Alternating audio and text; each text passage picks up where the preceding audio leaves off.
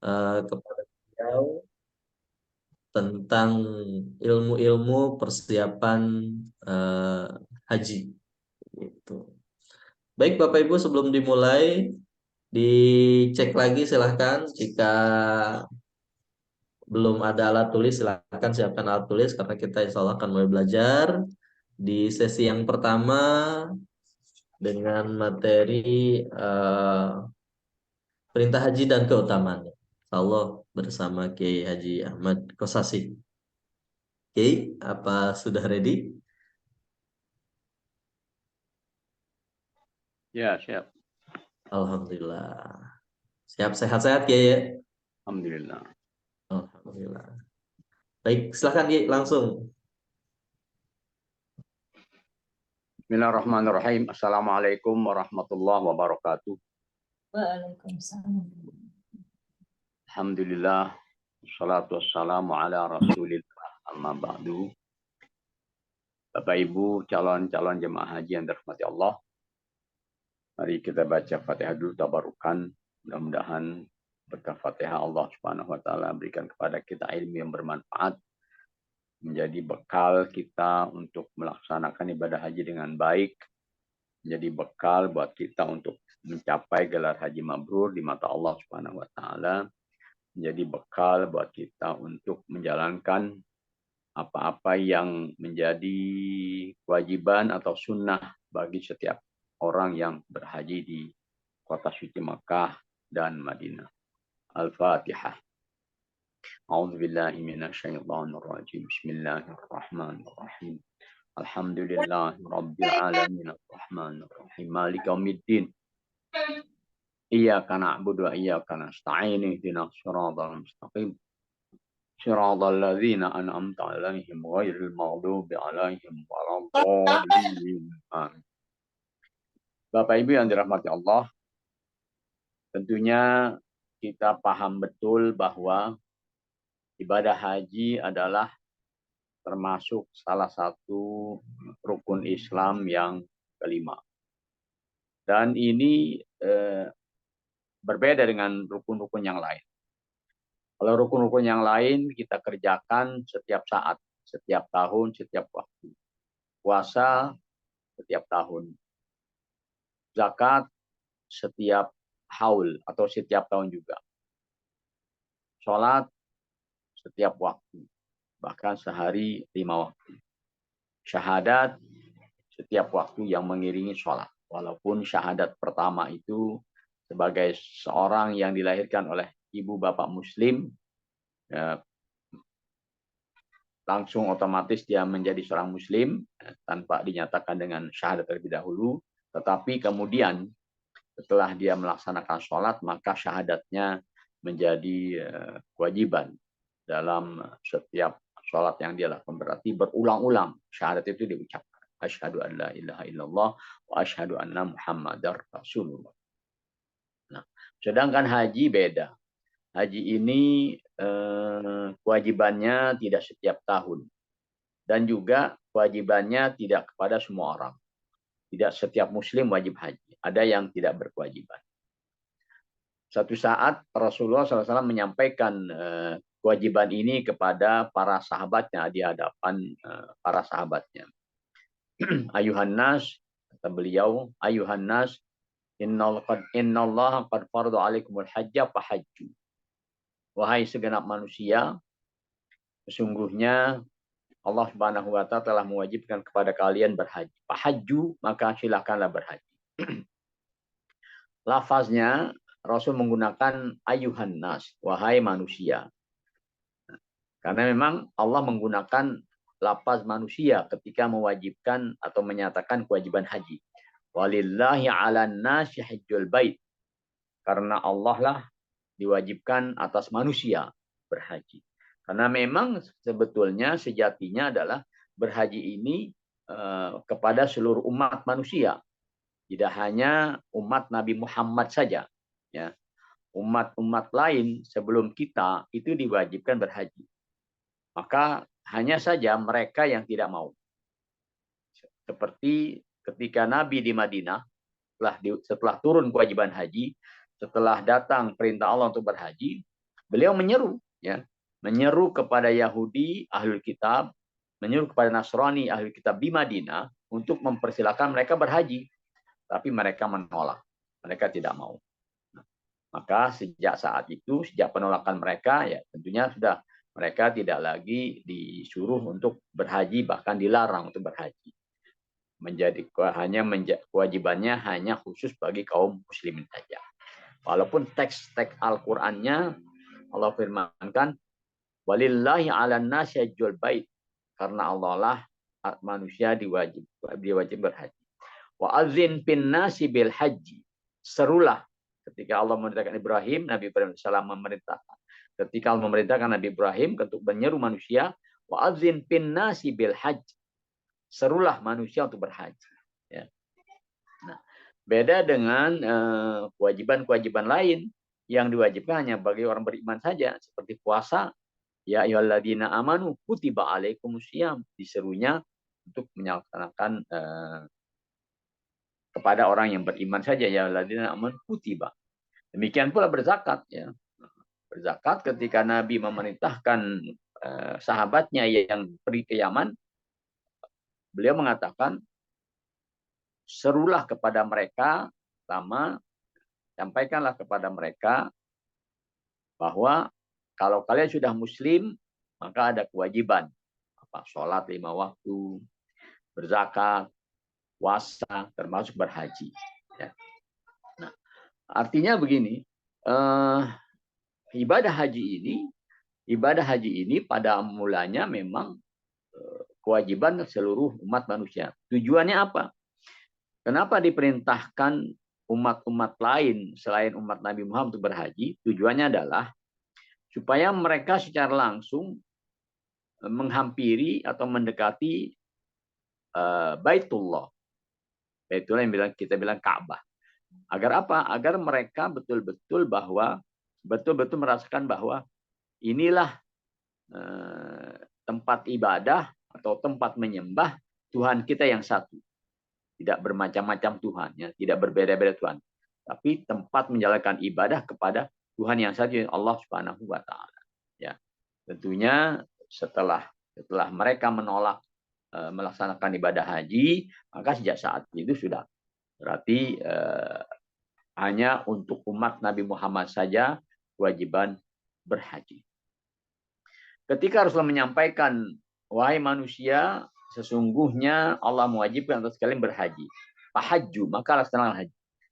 Datanglah seorang sahabat bertanya, angkat tangan dia, datang menghadap Nabi, lalu dia bertanya, afi kulli amin ya Rasulullah, ya Rasul, kewajiban haji ini apakah setiap tahun? Rasul diam. Lalu diulangi lagi pertanyaan kedua. Pertanyaan kedua kali diulangi. Afi kulli amin ya Rasulullah, ya Rasul, apakah haji itu setiap tahun? Rasul tetap diam.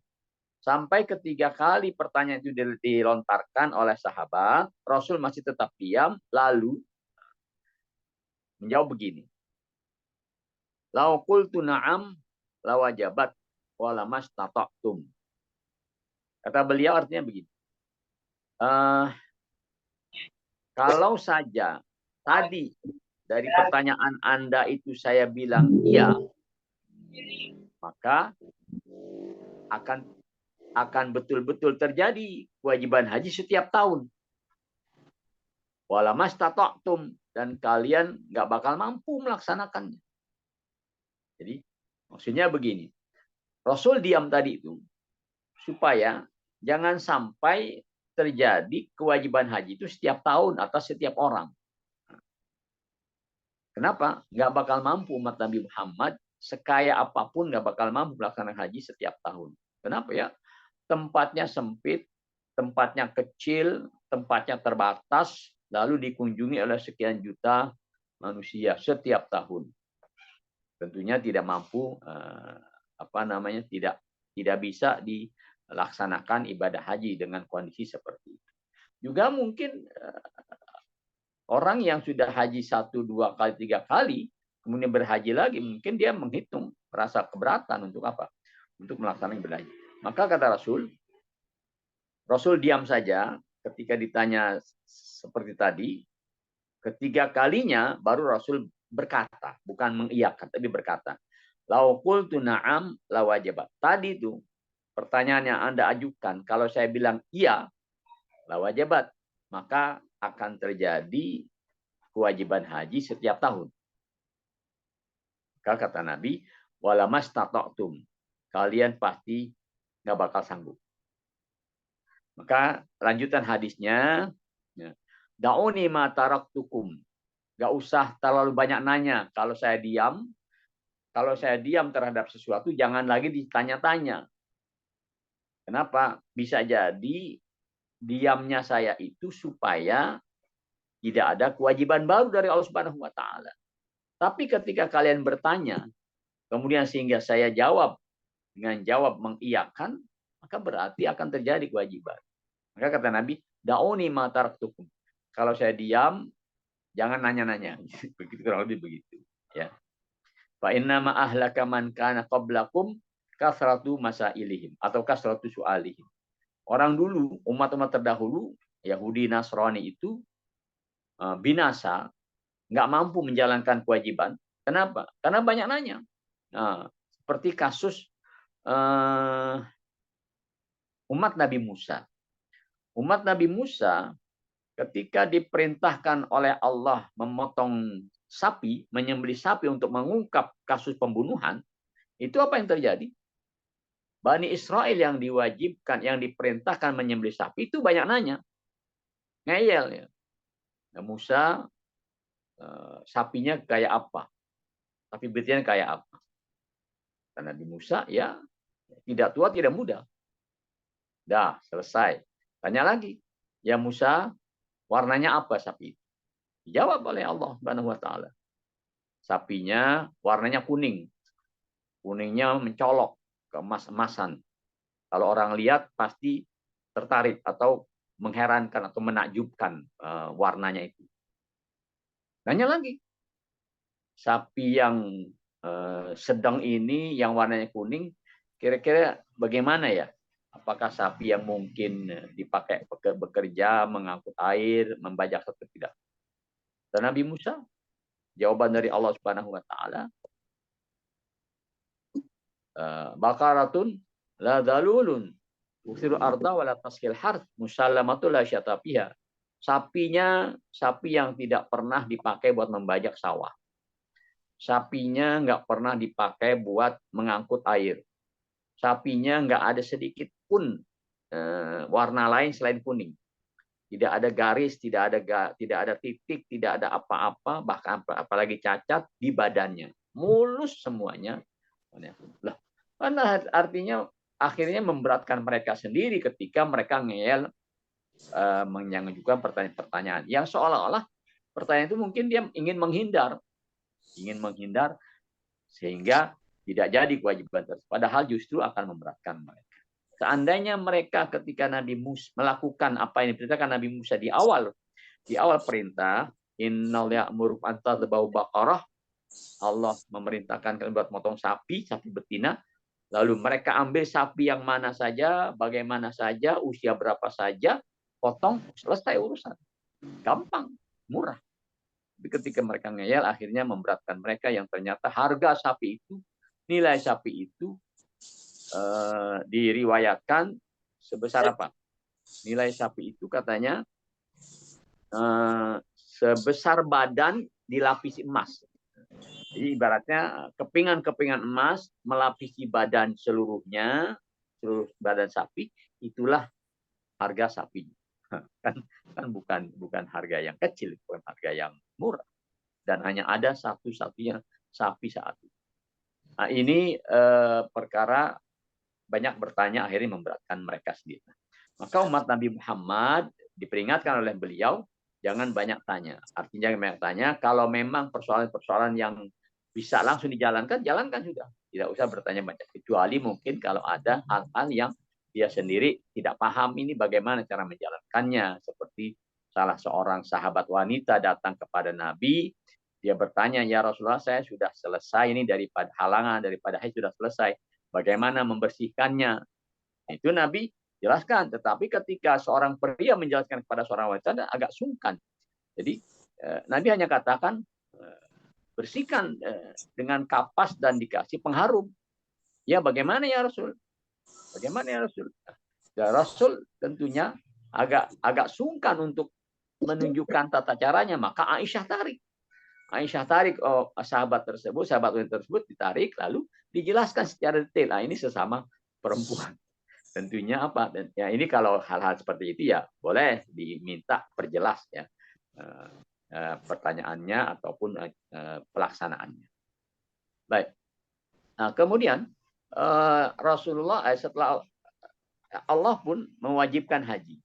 Di surah Ali Imran ayat 97 Allah katakan walillahi 'alan nasi hijjul baiti man istata'a ilaihi sabila.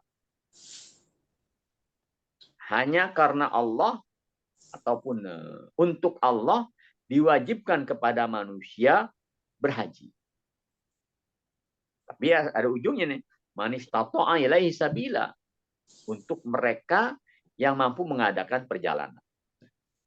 Mampu mengadakan perjalanan ini ada 3 syaratnya. Kemampuan ini ada 3. Pertama, kemampuan finansial untuk dirinya dan keluarga yang ditinggalkan. Alhamdulillah, insya Allah nih calon-calon jemaah haji kita udah cukup ya. Ongkosnya sudah dan juga insya Allah bekal yang akan dia bawa bersamanya juga insya Allah ada. Kemudian biaya hidup untuk keluarga yang ditinggalkan selama jamaah ini berangkat juga sudah tercukupi insya Allah. Nah, berarti yang pertama finansial sudah cukup. Yang kedua kendaraannya.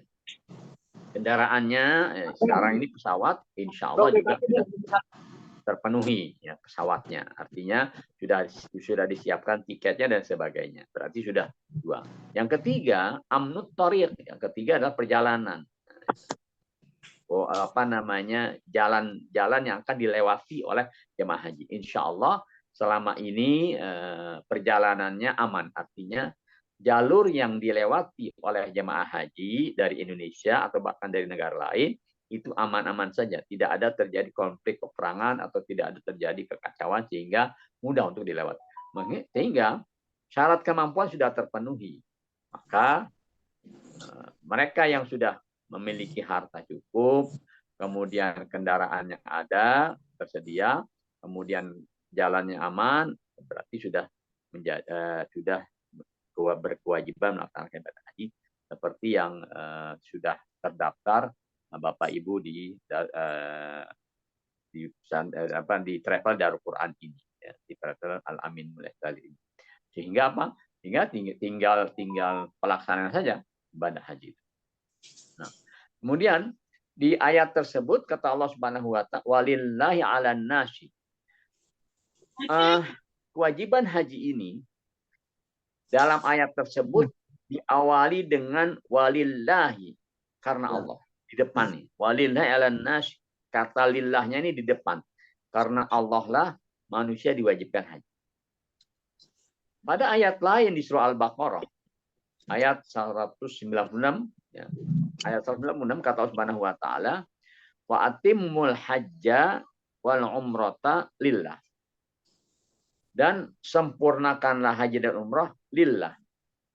Nah, saya ingin tunjukkan bahwa perintah haji diapit oleh kata-kata lillah. Lillah itu artinya karena Allah. Artinya begini. Di Ali Imran Allah sebutkan walillahi di depannya, alan nas hijjul bait. Di Al-Baqarah di belakangnya ada lillah. Wa atimmul hajja wal umrata lillah. Sempurnakanlah haji dan umrah semata-mata karena Allah. Apitan lillah seperti ini kita tidak temukan pada perintah-perintah kewajiban yang lain. Pada kewajiban yang tidak ditemukan. Sholat umpamanya wajib kita melaksanakan sholat, tapi tidak diapit seperti haji kata-kata lillah ini. Ya. Wa qumu lillahi qanitin. Berdirilah, tegaklah, atau laksanakanlah sholat lillahi karena Allah. Qanitin di depannya atau di tengahnya tidak ada 2 apitan seperti haji. Ya. Puasa Ya ayyuhalladzina amanu kutiba alaikumusyamu kama kutiba alal ladzina tattaqun. Ya, bahkan tidak ada di situ, tetapi jelas ini kewajiban yang harus dilaksanakan semata-mata. Ada apa? Isyarat dari itu yang satu masuk, yang satu yang teman kamu. Tahu, yang orangnya di sini doang ngetem yang di sini. Ya. Ya. Ada apa isyarat atau ada isyarat apa yang terkandung pada ayat Ali Imran dan Al-Baqarah ini? Nah, walillahi 'alan nasi wa atimul hajja wal umrata lillah. Ini mengisyaratkan kepada kita bahwa ibadah haji ini riskan. Ibadah haji ini mudah. Mudah apa? Mudah terkontaminasi oleh riya. Mudah kecampur unsur-unsur riya. Sehingga Allah wanti-wanti. Walillahi 'alan nas, hai manusia, karena Allah lah haji. Wa atimul hajja wal umrata lillah. Hai manusia, sempurnakanlah haji semata-mata karena Allah. Ini ibadah haji yang berbeda dengan ibadah lain. Mudah sekali terpengaruh oleh riya. Mudah sekali tercampur dengan penyakit riya. Maka Nabi perintahkan. Sejak awal ketika beliau mewajibkan haji, ada orang-orang berhaji tujuannya macam-macam. Yahujju fuqara'uhum lil mas'alah. Orang-orang miskin pergi haji, tapi niatnya atau keinginannya atau tujuannya minta-minta. Wa yahujju aghniya'uhum linuzah. Orang-orang kaya pergi haji juga. Tapi untuk apa? Untuk nuzhah, jalan-jalan. Enggak semata-mata lillah, tidak murni lillahnya. Wa qurra'uhum lisyuhrah. Orang yang pandai baca Quran, yang suaranya bagus, lantunan Al-Qur'annya bagus, yang pandai ceramah mungkin, orator, berhaji juga. Tapi tujuannya syuhrah, untuk menunjukkan keahliannya, untuk menunjukkan kemahirannya supaya orang pada tahu ya bahwa dia ini pandai ini, pandai itu dan sebagainya. Sehingga ini riskan sekali. Riskan terkontaminasi oleh niat-niat yang bermacam-macam. Karena itu saya ingatkan sekali lagi, minggu lalu sudah kita ingatkan bahwa niatnya jangan sampai goyah. Niatnya jangan sampai bergeser. Bahwa haji saya ini semata-mata karena menjalankan kewajiban Allah.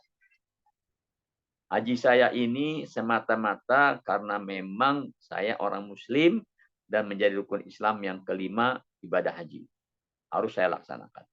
Perkara nanti pulang haji dipanggil Pak Haji, tidak dipanggil Pak Haji, dipanggil Bu Haji, tidak dipanggil Bu Haji dan sebagainya, tetap nggak mengurangi kekhidmatan haji saya, nggak mengurangi perasaan tidak mengecewakan hati saya ketika tidak dipanggil haji. Terserah. Kenapa? Karena saya sudah haji dan menjadi catatan Allah bahwa saya sudah menjalankan kewajiban. Selesai sudah. Bukan catatan manusia. Ya. Kadang-kadang entah kenapa ketika dia menerima undangan lalu namanya tidak ada gelar haji di depannya, dia mungkin agak tersinggung. Waduh, ini kok saya diundang nggak pakai nama haji, padahal saya sudah haji. Nah, mahal lagi hajinya kan. Tidak pengaruh sama sekali. Maka pertama kita yakini bahwa atau kita siapkan bahwa haji kita semata-mata lillahi ta'ala, semata-mata karena Allah Subhanahu wa ta'ala. Ya banyaklah umpamanya hal-hal yang menunjukkan orang itu menandakan orang itu ingin sanjung ketika dia berhaji. Mungkin dengan cara dia menunjukkan dirinya sebagai orang yang sudah haji, kemudian ya bisa kadang-kadang kita di masyarakat ada orang-orang yang mungkin karena dia sudah merasa berhaji, jadi merasa harus lebih dihormati. Nah, ini juga jadi merusak niat kita. Ya. Sebab ketika dia sudah berhaji, kemudian pelayanan masyarakat terhadapnya, pandang masyarakat supaya lebih terhormat, nah itu justru yang begitu mengurangi niat kemurnian niat haji kita. Kemudian setelah kita perbaiki niat, pertama kita merasa yakin ini adalah kewajiban kita kepada Allah Subhanahu wa taala. Lalu kita sudah perbaiki niat kita, apa keutamaan orang yang berhaji? Insyaallah ya. Banyak sekali keutamaan yang bakal didapat oleh orang yang melaksanakan ibadah. Pertama, dalam sebuah hadis Rasulullah bersabda, ya,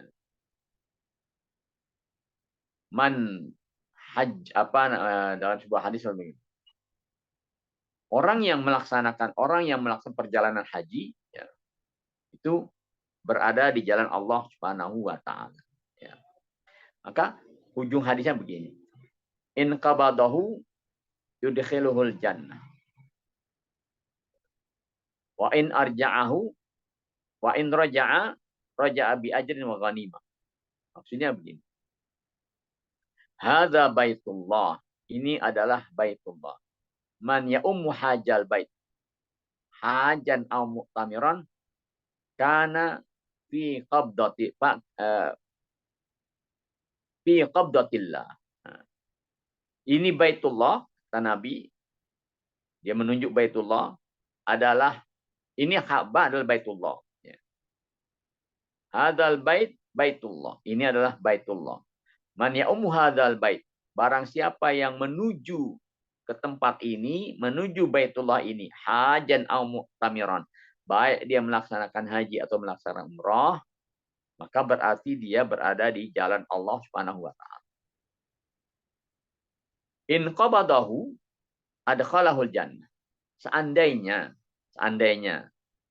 dia belum sampai Mekah, belum sampai Madinah, belum sampai melaksanakan haji, kemudian ajalnya datang, adkhalahul jannah.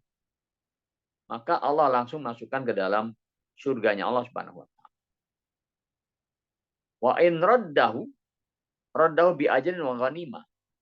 Kalau seandainya dia pulang dengan selamat, pulang sehat walafiat, yang ini yang kita harapkan, maka kepulangannya bi ajrin wa ghanimah.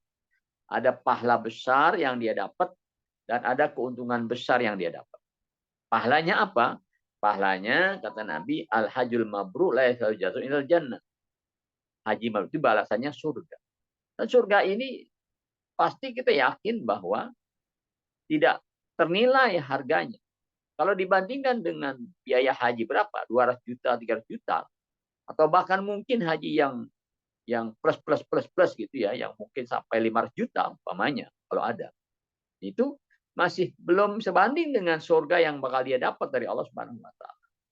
Surga itu kan ada istana, ada fasilitasnya, besarnya Masya Allah. Istana di dalam dunia saja bisa sudah MM-an ya. Miliar-miliaran ya. Apalagi surga, istana di dalam surganya Allah Subhanahu wa taala. Nilainya tidak terhingga.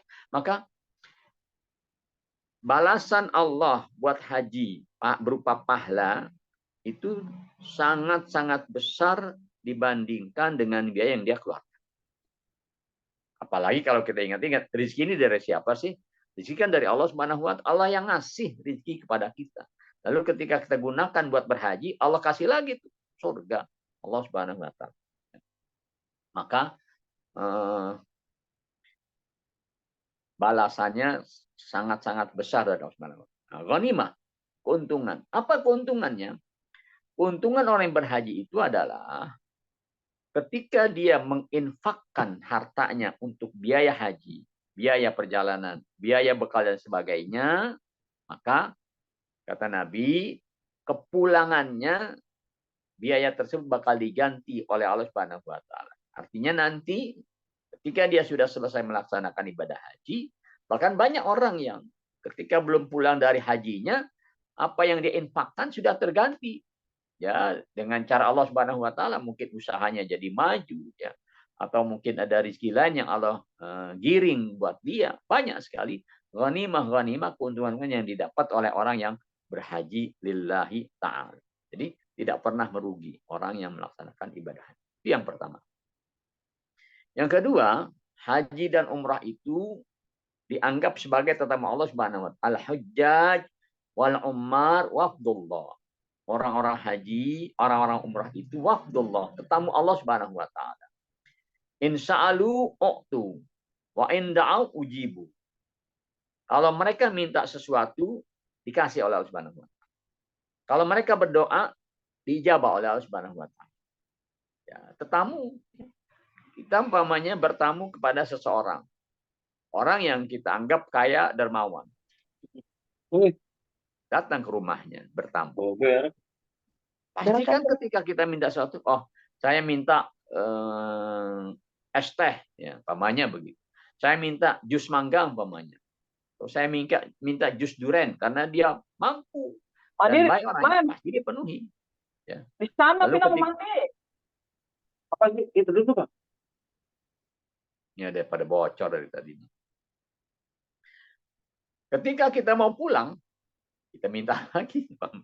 Ya, ini tamu. Ya tamu kan dipersilahkan oleh tuan rumahnya. Minta apa saja, aku berikan. Begitu juga kita menjadi tetamu Allah di bulan haji, pada saat haji, pada saat umrah. Ya, kita menjadi tetamu Allah. Minta apa saja akan diberikan oleh Allah Subhanahu wa taala. Itu Masya Allah ya, keutamaan yang besar ya, bagi orang yang melakukan ibadah. Apa saja kita minta, urusan dunia, urusan akhirat dipenuhi oleh Allah, diijabah oleh Allah Subhanahu wa taala. Kemudian keutamaan lain adalah orang yang melaksanakan ibadah haji, jaminannya apa? Surga. Al-hajjul mabrur laisa lahu jazaa'un illal jannah. Haji mabrur itu orang balasannya adalah surga. Tidak ada balasan kecuali surga. Artinya begini. Seandainya jamaah haji ini dia sudah melaksanakan haji dengan baik, ya. Ada jamaah haji, pokoknya betul-betul dia jalankan sesuai manasik yang dia dapat, yang dia ajarkan. Kemudian dia tambah dengan sunat-sunatnya. Cakeplah pokoknya hajinya. Niatnya pun ikhlas lillahi ta'ala. Kemudian meninggal dunia. Meninggal itu udah nggak pakai hisab lagi tuh. Langsung apa? Langsung masuk surga. Kenapa? Karena tidak ada kesalahan yang harus dihisab sepulang haji. Pulang haji dia sudah bersih dosanya. Di mana dibersihkan? Di Arafah. Ketika dia wukuf di Arafah, sudah dibersihkan oleh Allah hajinya. Bahkan kata Nabi, a'zamun nasi dzamban man waqafa bi Arafata wa dhanna anna Allah la yaghfiru lah. Kata Nabi, awas. Ada orang yang wukuf di Arafah tapi dosanya besar. Bahkan dosa terbesar. Yang apa tuh? Wukuf di Arafah tapi dosanya besar. Bahkan dosa terbesar. Ialah orang yang wukuf di Arafah lalu merasa dirinya nggak terampuni dosanya. Tuh. Jadi gimana? Ya, harusnya setiap orang yang wukuf di Arafah itu dia merasa yakin bahwa dosanya kepada Allah sudah terampuni. Jangan ada perasa sedikit pun, aduh dosa saya banyak, dosa saya besar, nggak terampuni nih ketika wukuf di Arafah. Jangan. Ini kata Nabi kesalahan besar, bahkan kesalahan terbesar. Harus yakin bahwa di saat itu semua yang haji, semua yang wukuf di Arafah, dosa kepada Allah sudah terampuni. Kecuali dosa kepada manusia. Dosa kepada manusia kan memang harus minta ridho, minta maaf kepada orang yang bersangkutan. Sehingga kalau ada jemaah haji yang mungkin meninggal sebelum wukuf di Arafah, sesudah wukuf di Arafah, setelah pulang nggak lama, artinya belum ada maksiat-maksiat yang dia lakukan, belum ada dosa-dosa yang dia lakukan, meninggal dunia, udah langsung masuk surga. Nggak ada hisab, nggak ada perhitungan apa-apa, karena ya dosa sudah diampuni kalau sebelum dia meninggal dunia. Nah, maka dari hadis al-hajjul mabrur, haji mabrur itu laisa jannah, balasannya tidak lain adalah surga Allah Subhanahu. Itu artinya apa?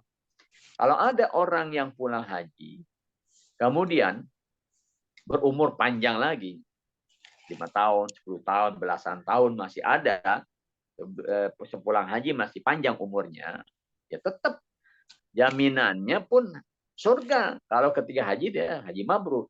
Namun perjalanan hidupnya dari kepulangan haji sampai dia meninggal dunia, nah ini tentunya harus sesuai dengan apa? Sesuai dengan status hajinya. Apa status sesuai dengan status hajinya? Ya, orang haji itu kan harusnya kepulangan hajinya, kalau dia mendapat kemabruran, harus terjadi perubahan.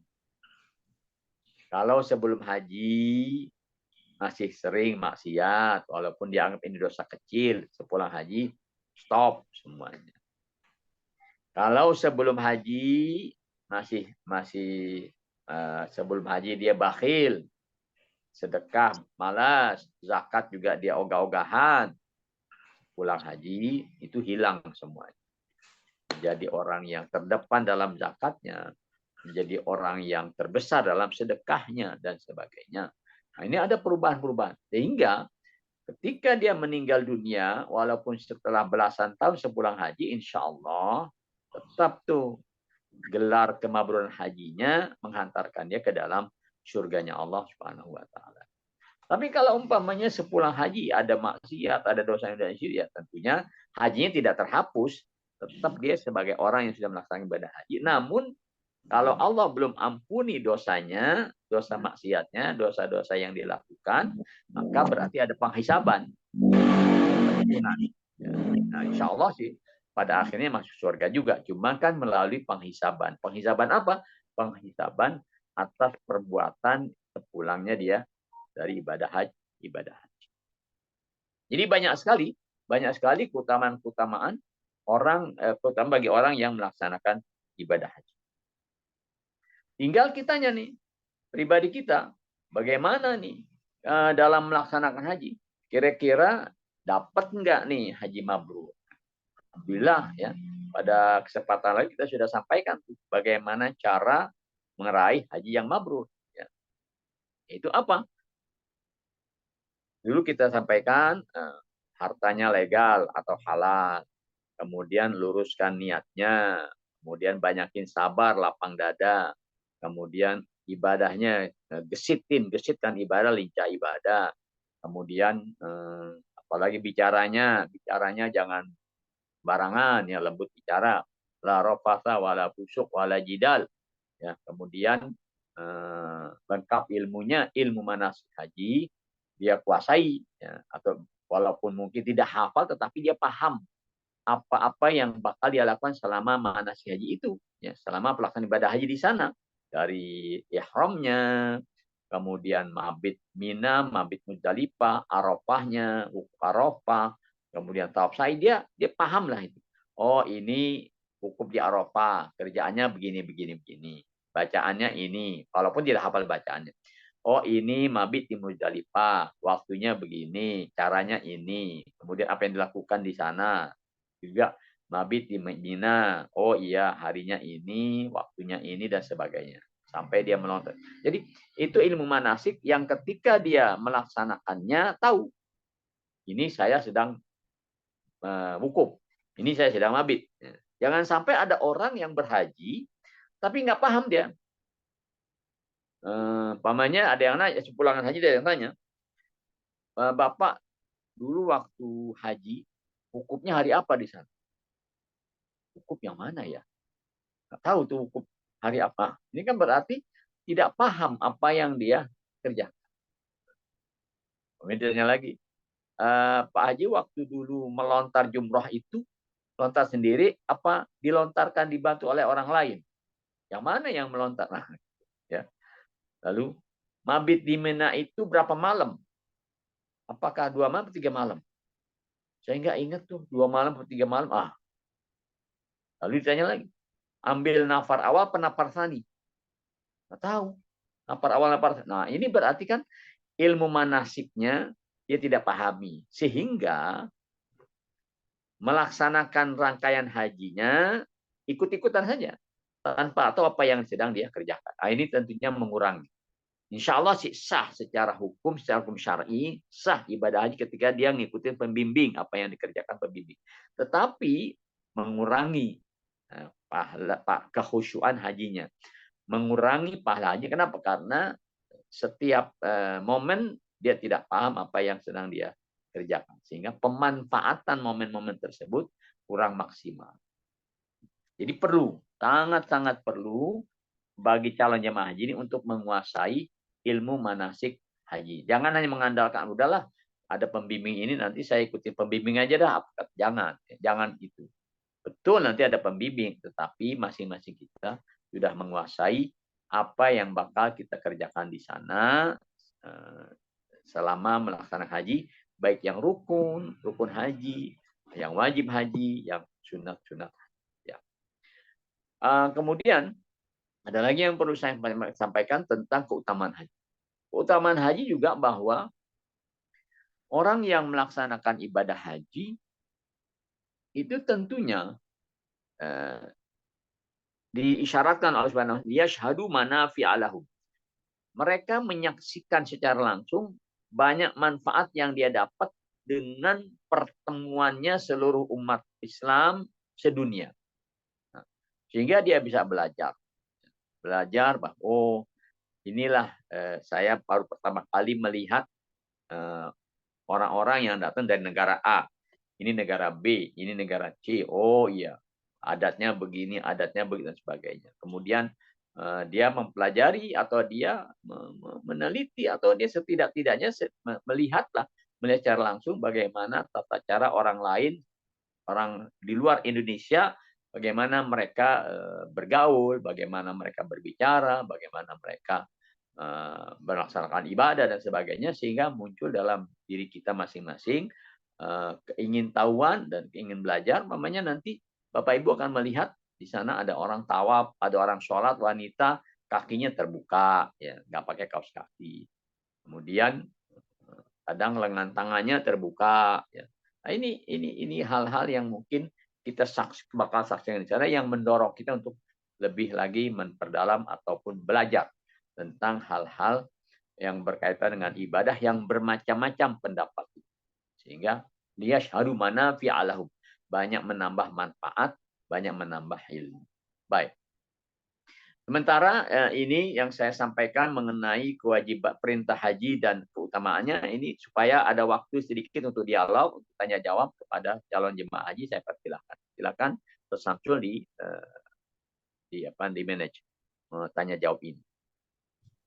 Baik, Ki. Terima kasih banyak Bapak Ibu sekalian. Alhamdulillahirrahmanirrahim. Sesi pertama dari Kekosasi tentang ibadah haji dan keutamaannya tadi sudah disampaikan, isinya alhamdulillah daging semua, isinya ilmu-ilmu semua, dan kewajiban-kewajiban haji, keutamaannya, terus kewajiban haji hanya sekali seumur hidup, wajibnya begitu, dan termasuk juga jika kita meninggal ketika melaksanakan ibadah haji, balasannya langsung surga. Terus harta-hartanya nanti Allah ganti bersama Allah Subhanahu wa taala dengan pasti yang terbaik. Baik Bapak Ibu semua, silakan jika ada pertanyaan bisa langsung disampaikan ke Keiko Sase. Insya Allah pertanyaan ini nanti tidak sama dengan pertanyaan umatnya Nabi Musa. Kalau tadi di umatnya Nabi Musa karena banyak bertanya jadi repot sendiri. Insya Allah ini tidak, karena ini sedang belajar, kita diskusi. Silahkan jika yang ingin bertanya boleh langsung boleh di chat di kolom komentar boleh, atau langsung bicarakan. Silahkan diaktifkan audionya begitu di mikrofonnya. Baik, ada pertanyaan Bapak Ibu? Silahkan. Insya Allah nanti yang bertanya akan kita berikan merchandise menarik yang cantik dari Daku Travel untuk Bapak Ibu semua. Nanti akan kita kirim langsung ke rumah Bapak Ibu semua yang bertanya. Baik, silakan. Yang mau bertanya boleh, atau mau menyampaikan pendapat juga boleh. Ustaz, mohon izin Baik, bertanya. silahkan. Dengan Ibu siapa? Dengan Ibu Susi, Ustaz. Baik, Ibu Susi, silahkan. Assalamualaikum warahmatullahi wabarakatuh. Waalaikumsalam warahmatullahi wabarakatuh. Ustadz, tadi itu kan kita eh, berniat haji itu harus meluruskan niat kita ya Ustadz ya. Tidak Ya. ada apa rasa sombong, iri seperti itu ya Ustadz ya. Terus saya berkaitan dengan kebiasaan kita. Biasanya kalau mau pergi haji kan ada selamatan itu ya, syukuran haji ya. Di tempat kami kan biasa ada kayak semacam syukuran atau hajatan atau pengajian.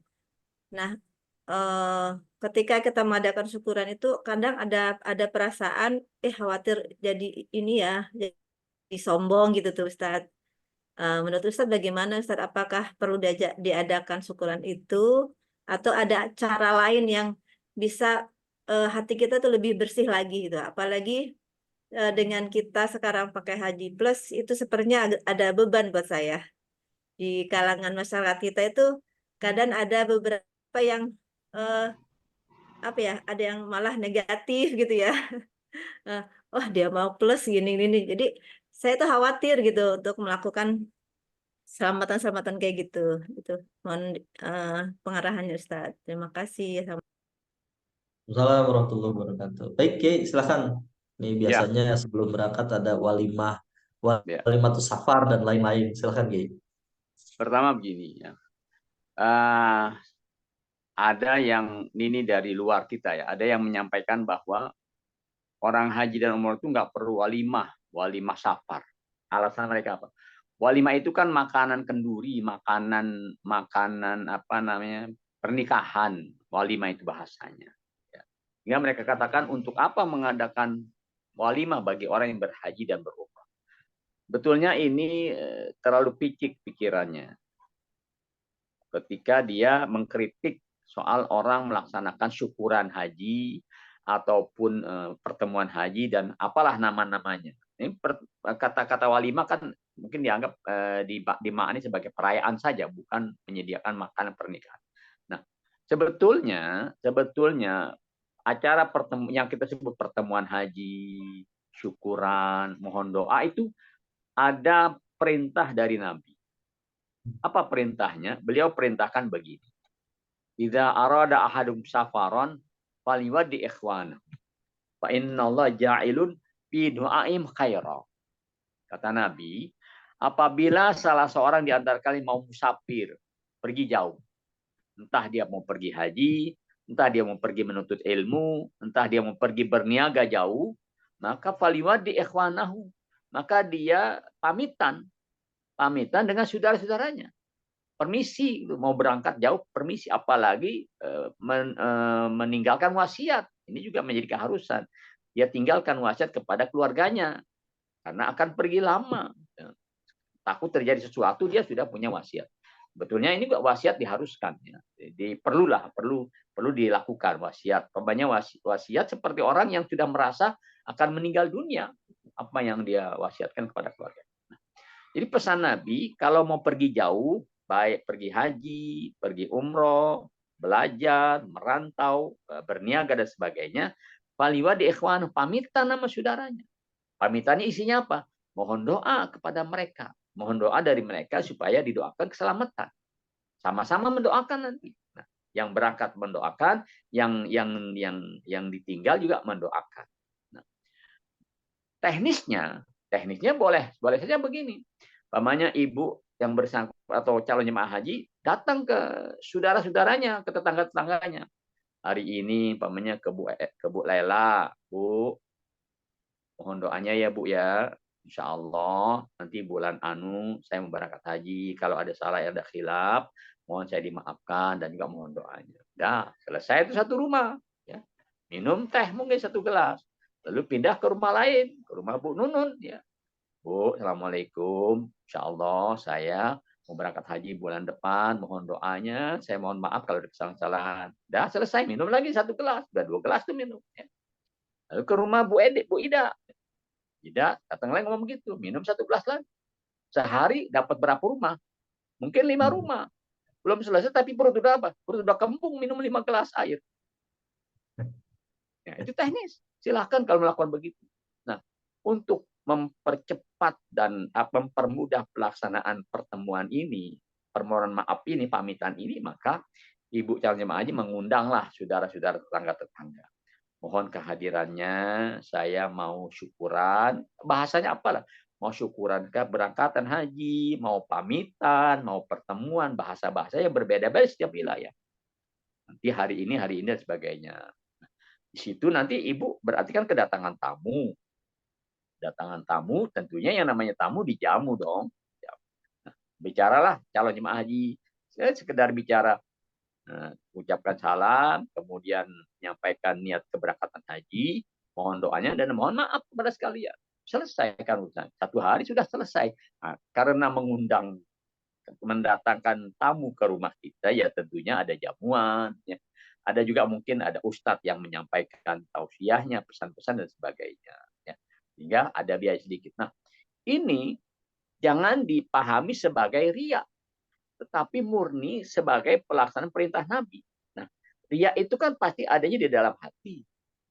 Ya, jangan niatkan nih saya supaya orang pada tahu saya mau haji, saya mau syukur. Enggak, jangan. Jadi niatkan untuk pamitan secara serentak sekali waktu, enggak datang ke rumahnya masing-masing karena butuh waktu dan butuh tenaga kalau harus datang ke rumahnya masing-masing. Perkara ada bisikan, jangan ngundang orang. Kenapa? Itu nanti dianggap pria, dianggap nyombong, dianggap show supaya ngeliatin orang. Itu sebetulnya bisikan setan yang begitu. Supaya kita tidak jadi melaksanakan tersebut. Itu bisikan setan. Ada kisah nih, ada cerita, bukan kisah ya, ada peristiwa. Ada peristiwa seorang ibu mau haji, suami istri mau haji. Lalu ibunya kata, "Pak, kita ini ya sekedar pamitan dengan saudara, dengan tetangga, kita bikin pertemuan haji ya." Lalu kata suami, "Udah nggak usah lah Bu lah, ya. Kita diam-diam aja berangkat hajinya, nggak usah ada orang tahu." Ya. Ibunya tetap kepengen, tapi bapaknya bertahan, jangan. Ya, apalah daya seorang istri. Jika bapaknya menolak, ya sudah, berangkatlah. Berangkat haji suami istri. Betul ya, ketika haji diam, nggak bisa bicara. Kenapa? Karena dia niat ya, ngomongnya kita berangkat haji diam-diam aja, kayak orang pada nggak tahu.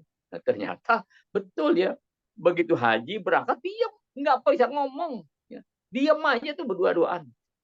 Pulang dari baru bisa ngomong.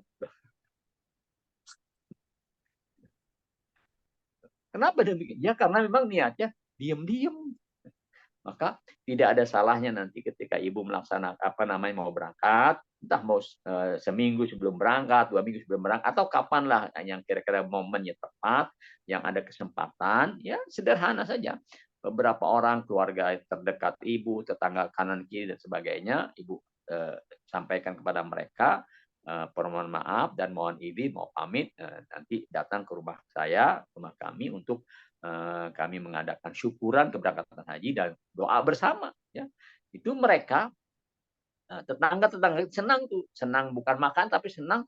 Kenapa? Karena mereka ikut menyaksikan orang yang akan berangkat haji dan ikut berdoa bersama. Mudah-mudahan mereka juga akan terbawa akan bisa melaksanakan ibadah haji. Jadi jangan ada perasaan riya. Tetap berangkatnya, pelaksanaannya dilaksanakan, tapi hilangkan. Saya ini melaksanakan acara ini bukan karena kepengen dipuji, bukan karena ingin diketahui orang, tidak, tetapi semata-mata karena ingin mengamalkan perintah Nabi, yaitu pamitan dengan keluarga, pamitan dengan tetangga dan sebagainya. Ya. Kalau ada bisikan, janganlah kamu itu nanti jadi ria, itu justru bisikan setan. Sama dengan orang yang mau jamak ke masjid.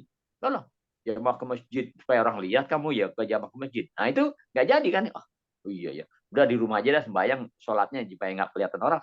Nah berarti apa? Hilang pahala jamaahnya. Nah itu setan teman kalau begitu. Ya, nah, ini bisikan-bisikan setan yang seperti itu. Ya, silahkan kalau ada lagi. Baik, begitu Bu Susi, mudah-mudahan menjawab pertanyaannya. Jadi kalau tetap ada kenduri, adain aja Bu. Ya, bismillah. Undang tetangga daripada mesti keliling satu perumahan, Kiai ada 100 rumah umpama, 100 rumah didatangi satu-satu, semuanya nyiapin teh manis, pulang-pulang nanti bukan berangkat haji bisa diabetes. Baik, silakan yang lain. Jika ada pertanyaan, Bu Eni kayaknya mau ada pertanyaan. Ada Pak Ustadz. Silakan Bu Ya, Eni. saya Assalamualaikum warahmatullahi wabarakatuh. Saya mau nanya Pak Ustadz, bagaimana hukum wanita pergi untuk melaksanakan haji itu tanpa ditemani mahram? Itu aja Pak Ustadz. Baik, Assalamualaikum terima kasih warahmatullahi pertanyaannya.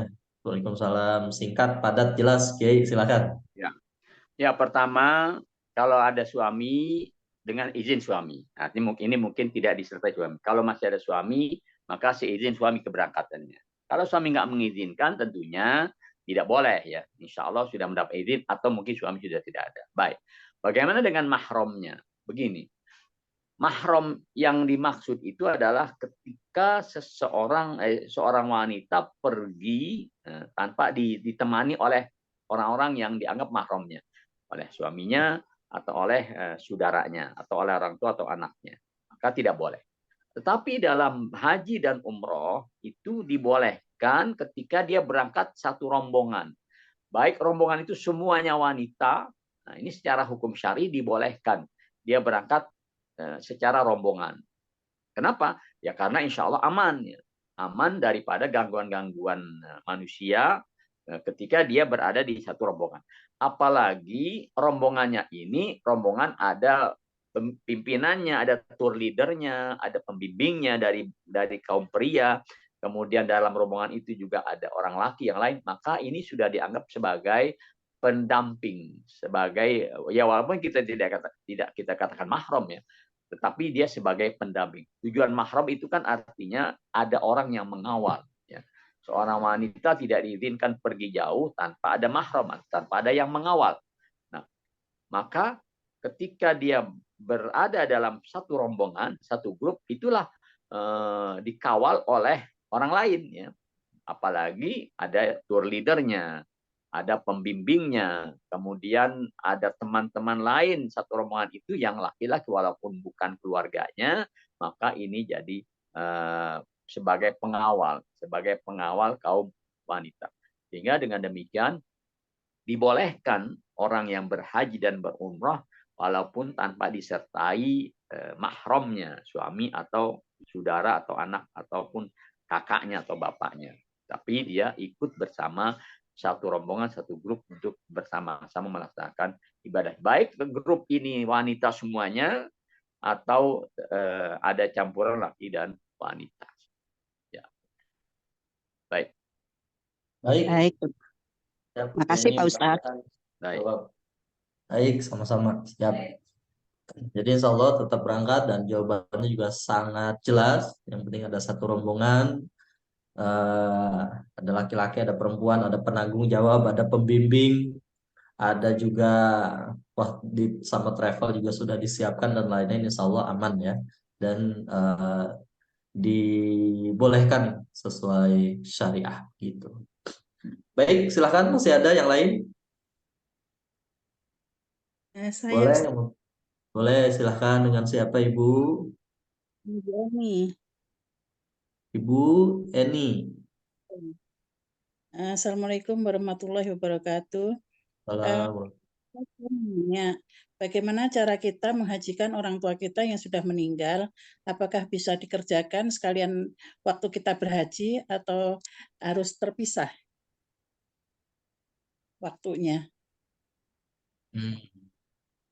Baik, siap. Terima kasih Ibu Eni. Ini sama namanya yang Ibu yang tadi ya? Nanya kedua kali atau saya Enggak, tadi salah? saya Ibu Siti Rohmah Pak Oh Ustadz. gitu. Siap. Mohon maaf.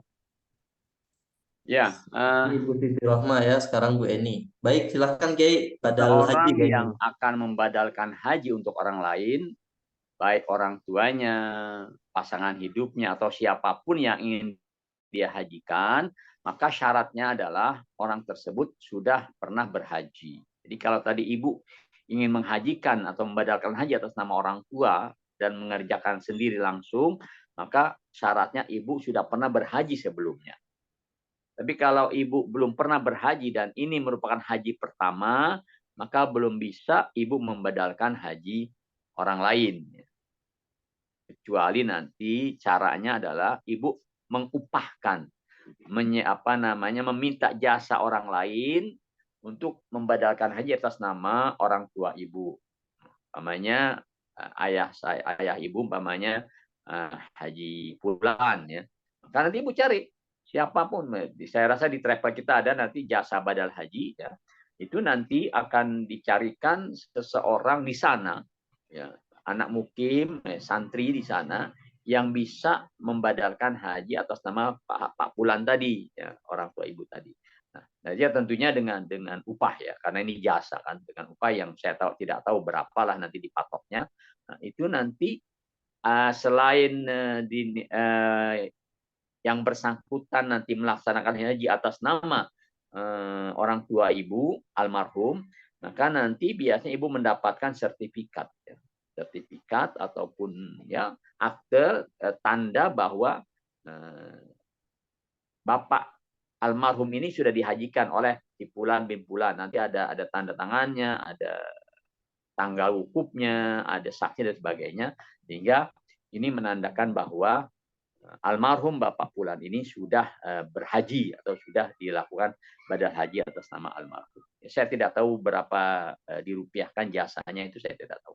Mungkin nanti bisa ditanyakan ke Daku Travel. Ya. Baik Ustadz.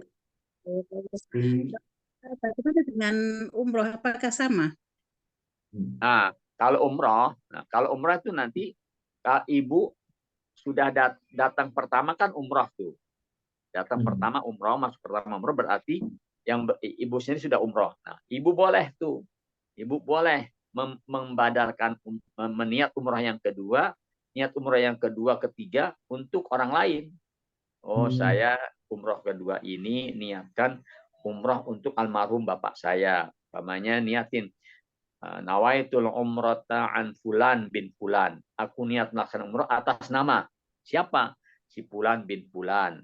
Nah, ibu sebut namanya dan aku pakai ihram lillahi ta'ala, ahram tu biha lillahi ta'ala. Kalau umroh boleh, karena umroh kan saat ibu datang sudah melaksanakan umroh.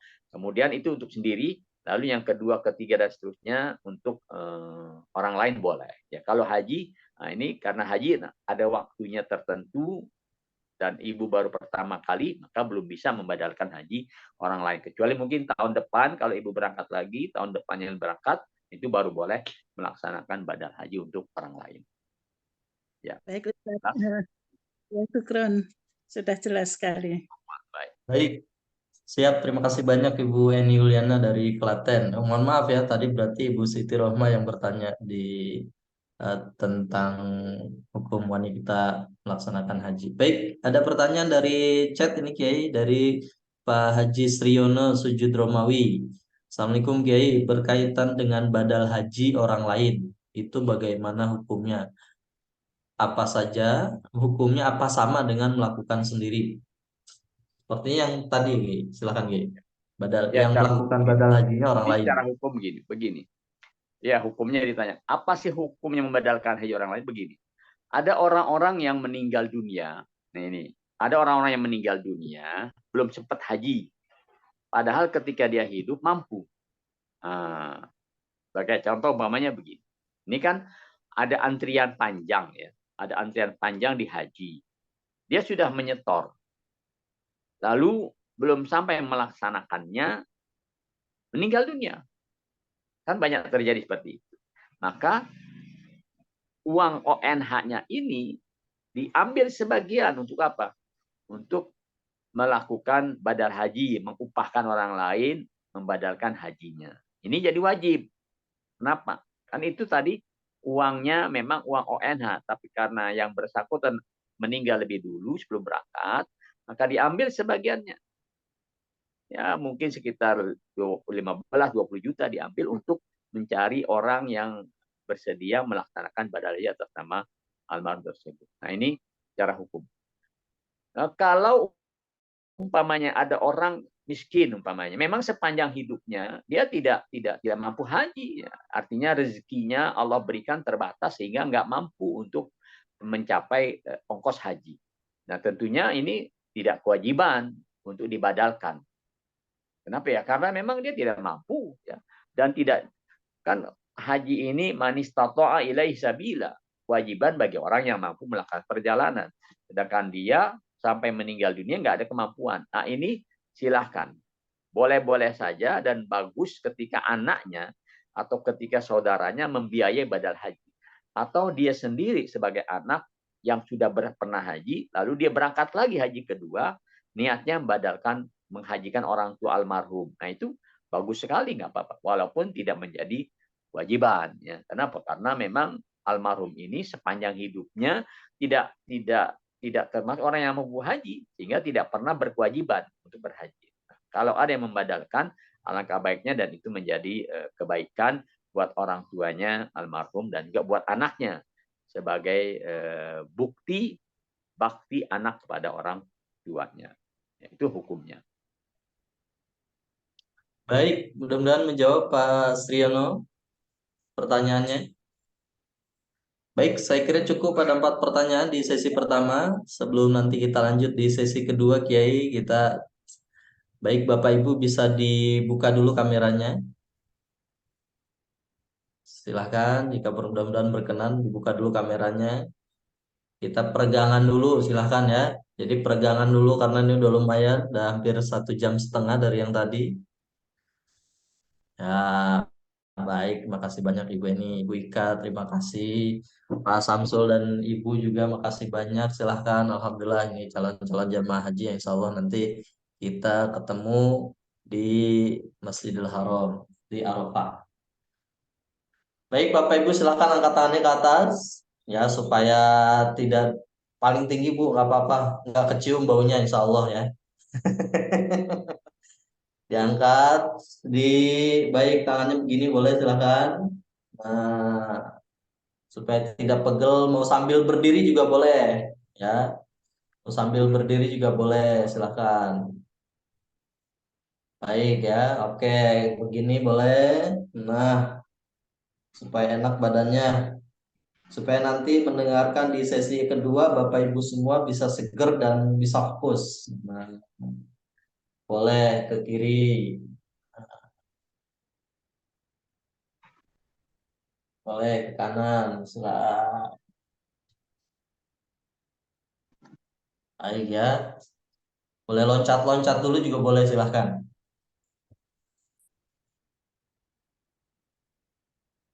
Baik. Nah, Alhamdulillah. Pak Sriono ini semangat sekali. Alhamdulillah. Sehat-sehat Pak Sriono ya. Pak Sriono tinggal di mana Pak Ji? Boleh dibuka dulu mikrofonnya Pak Ji. Di Cimone jadi Wong. Wah, di Congone Jatiwung tetangga ya. Saya di Pasar Kemis Pak Ji. Ya. Iya, Punya Alhamdulillah. Pak Sriono kegiatan sehari-hari apa Pak Ji? ya sudah nganggur, sudah pensiun. Oh, pensiun ya. Alhamdulillah. Sudah tinggal menikmati masa tua. Anak cucu sehat-sehat ya. Alhamdulillah, Pangestu Pak Ustadz. Alhamdulillah. Siap. Minta maaf udah 2 kali pertemuan terlambat terus baru pulang tadi. Siap, siap, Pak Haji. Makasih.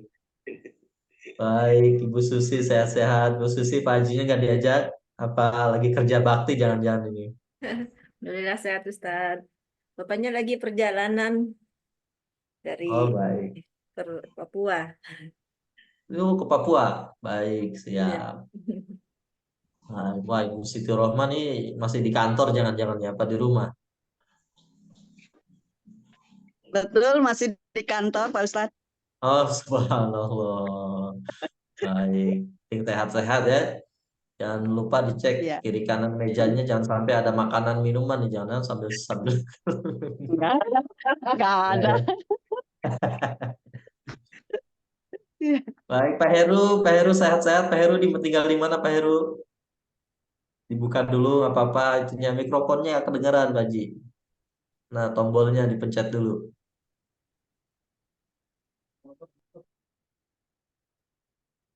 Oke. Ya. Mudah. Baik, alhamdulillah Bapak Ibu sudah seger semua. Nanti dapat yang bertanya tadi di sesi pertama, silahkan disiapkan di sesi yang kedua ini pertanyaannya. Boleh, nanti insya Allah kita kirim merchandise. Buat yang sekali bertanya, 1 merchandise. Yang 2 kali bertanya nanti kita kasih 2, tapi dengan merchandise yang berbeda, nggak apa-apa. Baik ya, semangat belajar, insya Allah. Di sesi kedua kita mulai. Baik, silahkan Kiai. Untuk sesi yang kedua bisa dimulai. Ya, Bapak Ibu calon-calon jemaah haji, Masya Allah ya. Ini tadi dari gambarnya semuanya kelihatan masih muda, masih segar, masih sehat. Insya Allah bisa melaksanakan ibadah secara maksimal di 2 kota suci, di 2 masjid Nabawi dan Masjidil Haram.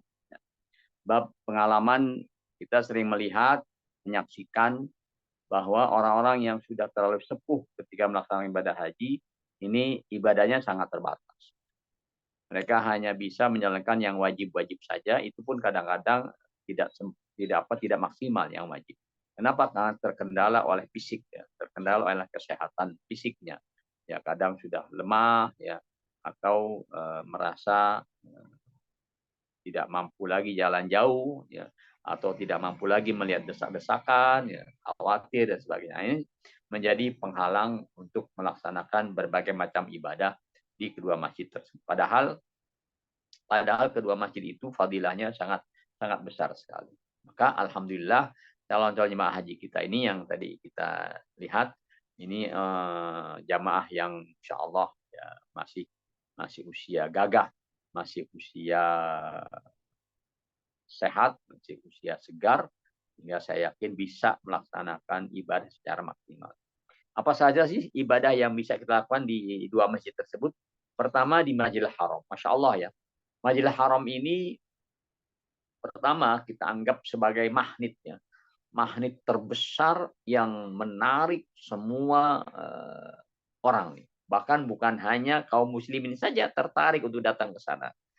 Ini di luar muslim pun mereka sebetulnya ingin melihat, ingin menyaksikan secara langsung ada apa sih di Makkah Al-Mukarramah itu sehingga setiap muslim bersemangat ya, bersenang, bergembira ketika mengeluarkan biaya mahal dan melaksanakan haji. Nggak dipikirin tuh biaya.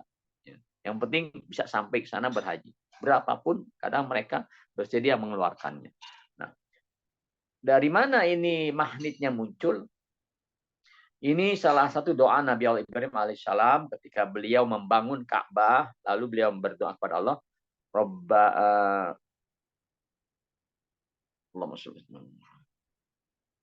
Nah, faj'al afidatan minan nas tahwi ilaihim. Faj'al afidatan minan nas. Rabbana inni askan min dzurbiwani inda zabiqina haram. Rabbani. Nah, ketika Nabi Ibrahim meletakkan istrinya Siti Hajar di dekat tempat Ka'bah itu. Ya, beliau berdoa pada Allah Subhanahu wa taala, Rabbana ya Rabb ya Tuhan kami, inni askantu, aku letakkan, aku titipkan min dzurriyyati keturunanku biwadin ghairi dzar'in, di tempat di lembah yang tidak ada tumbuh-tumbuhan. Inda baitikal muharram, di dekat Baitul Haram, di dekat Ka'bahmu. Memang saat itu tidak ada Ka'bah, tetapi ada bekasnya. Ada tempat di mana Ka'bah yang dulu bekas berdiri, kemudian hancur, diterpa banjir zaman Nabi Nuh. Ya, tapi ada bekasnya di sini. Rabbana liyuqimus shalah, ya Rabb, supaya keberadaan mereka di sini, mereka adalah orang-orang yang menegakkan sholat. Lalu, faj'al afidatan minan nasi tahwi ilaihim. Warzuqhum minas samarat. Jadikanlah hati-hati manusia. Bahkan faj'al afidatan minan nas.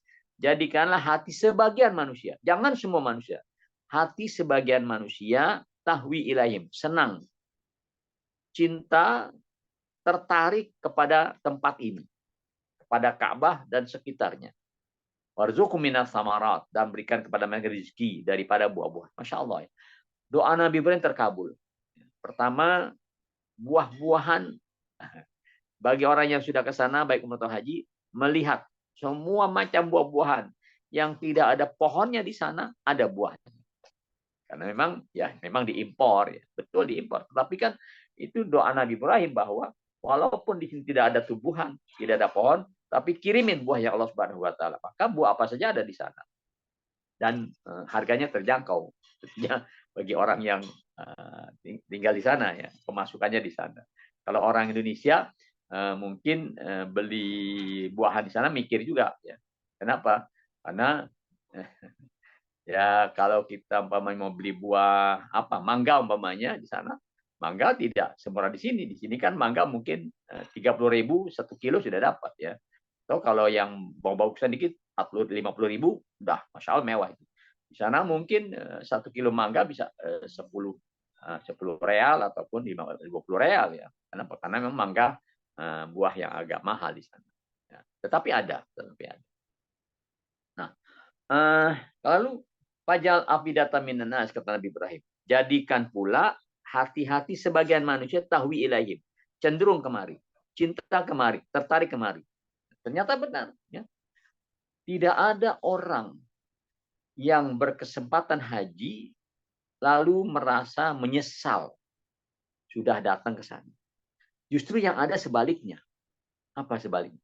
Justru yang ada adalah mereka lebih rindu lagi kepada Mekah dan Madinah setelah dia datang ke sana. Ilustrasinya begini. Orang yang belum pernah ke Mekah berhaji atau umroh, dia keinginannya biasa-biasa saja. Aduh, saya pengen haji, aduh saya pengen umroh, kapan ya saya dapat umroh, kapan saya dapat haji. Biasa-biasa saja, landai keinginannya. Tapi orang yang sudah pernah haji dan pernah umroh, keinginannya beda tuh. Oh, saya rindu sama Mekah. Saya rindu sama Madinah. Kepengen lagi sholat di depan Ka'bah. Keinginannya beda itu. Karena dia sudah merasakan keindahan, kenikmatan, kenyamanan beribadah di sana. Itu magnetnya, daya tarik Ka'bah, daya Masjidil Haram buat semua manusia. Tetapi karena memang dilarang non Muslim masuk ke Mekah, maka yang dapat melaksanakan haji atau berkunjung ke Mekah dan Madinah adalah hanya orang yang berstatus sebagai orang Muslim. Nah, ini daya tariknya. Lalu apa yang bisa dilakukan oleh seorang yang sudah berada di Mekah atau di Masjidil Haram? Masya Allah ya. Ketika Nabi mengatakan, sholatun fi masjidi hadza ka'alfi sholatin fi ma siwa ilal Masjidil Haram fa innahu bi mi'ati alfi sholat. Kata Nabi, sholat di masjidku Masjid Nabawi ini kelipatannya 1000 kali. Tapi di Masjidil Haram Mekah kelipatannya beda, 100.000 kali. Kok bisa beda-beda? Ya, amalan soleh itu dilipat gandakan pahalanya, bisa tergantung tempat, bisa tergantung waktu. Seperti sekarang ini Ramadan. Amalan soleh kita paling berlipat ganda. Kenapa? Waktunya Ramadan. Demikian pula berhaji. Ya, Masjidil Haram. Ketika kita melaksanakan ibadah di sana, maka Allah berkenan, Allah anugerahkan kepada kita kelipatan pahalanya, Masya Allah ya, sama dengan 100.000 kali di tempat lain. Jadi ilustrasinya begini. Ibu sholat di sana, bapak sholat di Masjidil Haram 1 kali. Sholat zuhur saja. Dan berjamaah. Itu sama dengan kita sholat di masjid selain Masjidil Haram, di Masjid Istiqlal, di masjid mana lagi yang mungkin masjid tua, masjid besar, Masjid Demak, Masjid Kudus, masjid-masjid lain di mana saja, atau masjid yang baru, Masjid Al-Jabar umpamanya. Nah, itu seperti kita melaksanakan sholat sebanyak berapa kali? Sebanyak 100.000 kali 27. Berapa tuh? 27 kali 100.000. Hitung saja lah. Jadi mudahnya begini.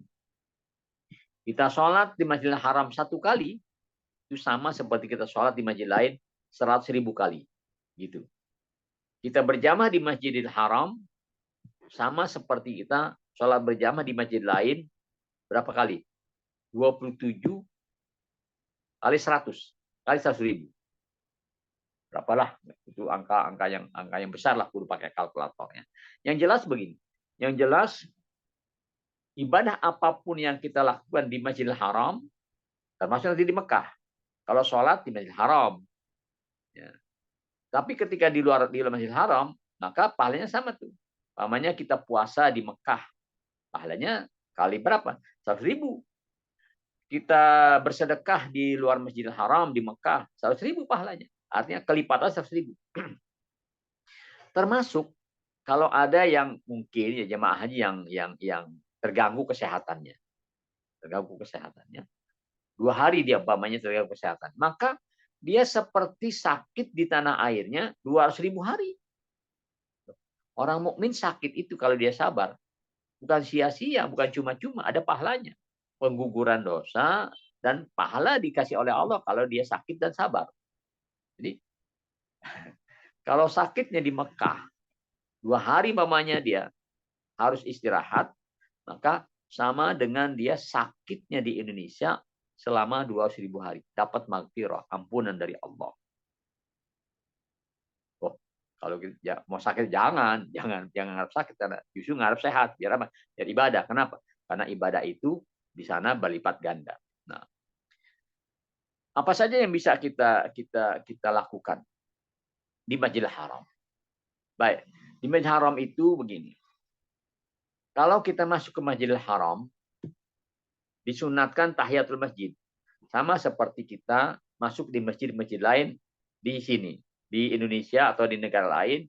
Selain Masjidil Haram, juga disunatkan tahiyatul masjid. Dengan apa? Dengan sholat sunat 2 rakaat. Namanya masuk masjid anu. Maka kita sebelum duduk disunatkan sholat tahiyat masjid. Termasuk Masjid Nabawi, tahiyatul masjid. Tapi di Masjidil Haram beda. Tahiyatul masjidnya bukan sholat. Tapi apa? Tawaf sunat. Jadi ketika Bapak atau Ibu datang ke Masjidil Haram, maka sebelum duduk, laksanakan tawaf sunat. Kalau memungkinkan. Ya.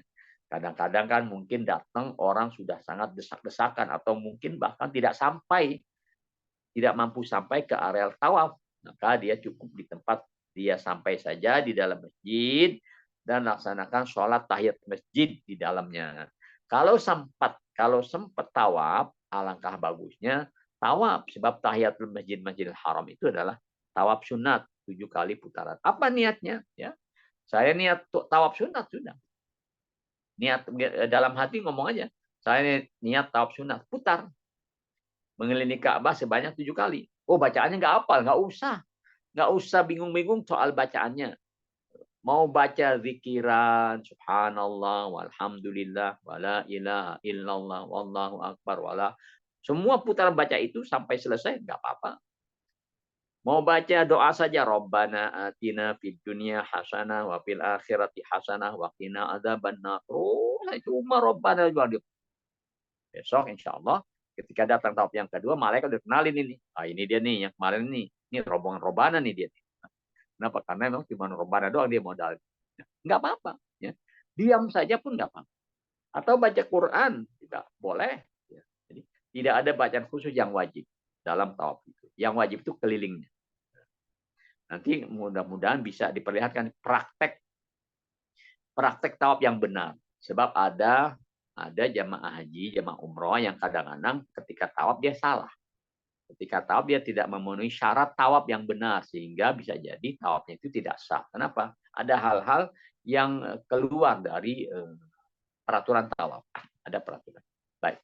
Itu ibadah yang pertama ketika kita masuk Masjidil Haram. Kalau nggak mampu tawaf karena desakan, karena sempit, karena jauh, nggak menjangkau area tawaf, maka sholat sunat tahiyat masjid.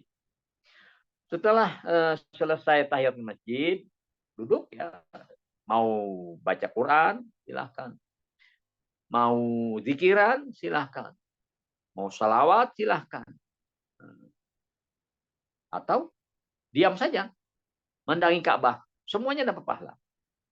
Sebab Allah Kata Nabi setiap saat menurunkan 120 rahmat ke Masjidil Haram. 120 rahmat ini dibagi-bagi.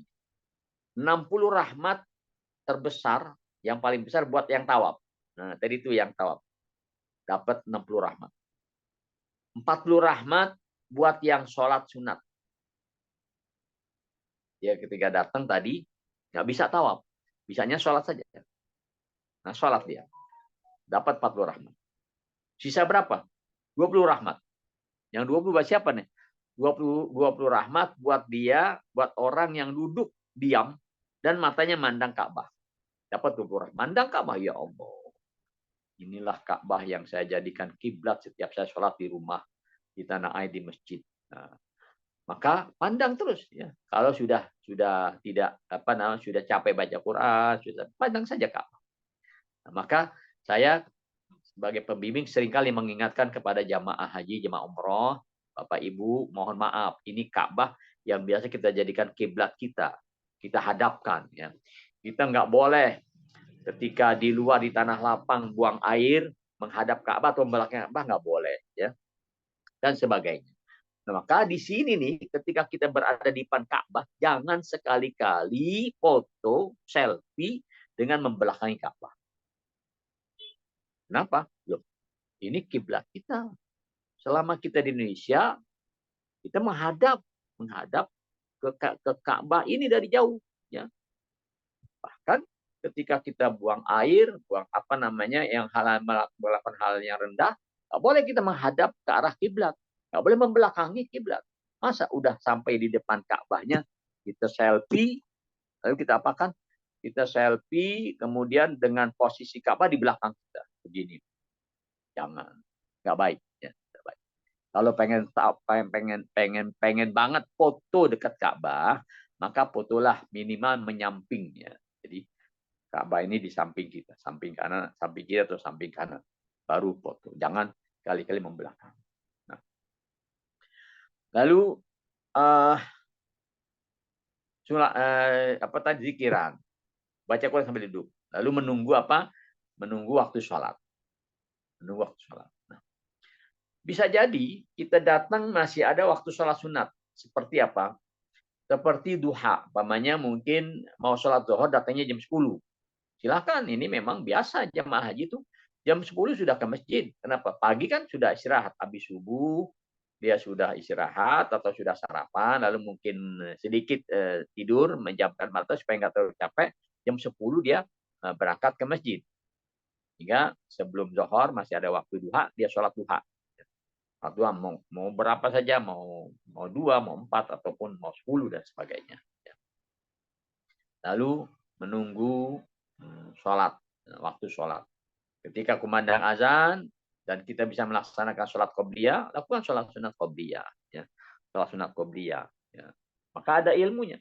Sholat sunat qobliyah itu berapa rakaat sih? Ya, ada ada sholat sunat yang muakkad, ada sholat sunat yang ghairu muakkad. Yang muakkad artinya Nabi selalu mengerjakannya. Yang ghairu muakkad yang kadang Nabi lakukan, kadang tidak. Nah, ini jumlah rakaatnya, yang muakkad itu 12, yang ghairu muakkad 10. Ya, memang ini sebetulnya perlu panduan ya, buku panduan. Mungkin ada di travel kita ada buku panduan sholat sunat. Ya. Seingat saya dulu saya sudah buat. Ada sholat namanya sholat sunat qobliyah zuhur 2 rakaat. Ada ba'diyah zuhur. Ada sholat sunat asar yang dilakukan sebelum sholat berjamaah, sholat padu asar. Ada sholat ba'diyah maghrib. Ada sholat ba'diyah isya. Ada sholat sunat sebelum subuh. Ya. Maka itu jumlahnya 12 rakaat. Coba saja hitung. 2 rakaat sebelum subuh. 2 rakaat sebelum zuhur. 2 rakaat setelah ba'diyah zuhur. 2 rakaat sebelum asar. 2 rakaat ba'diyah maghrib. 2 rakaat ba'diyah isya. 12. Itu yang muakkad. Arti muakkad yang Nabi tidak pernah tinggalkan.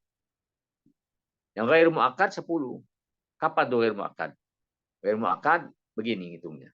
Sebelum maghrib 2 rakaat. Sebelum isya 2 rakaat. Ya. Ini ditambah lagi.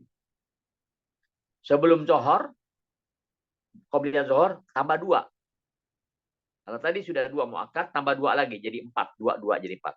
4 ini 2 rakaat muakkad, 2 rakaat tidak muakkad. Niatnya sama, usolli sunnatul zuhur qabliyah. Aku niat sholat sunat zuhur sebelumnya. Lalu ba'da zuhur kan tadi 2 muakkad, tambah lagi 2 lagi yang ghair muakkad, jadi 4. 2. Asar tadi kan muakkad 2. Nah, tambah lagi 2 rakaat. Sholli sunnatal asri. Sebelum asar jadi 4. 2 rakaat, 2 rakaat. Itu jumlahnya 10 plus 12 jadi 22 semuanya.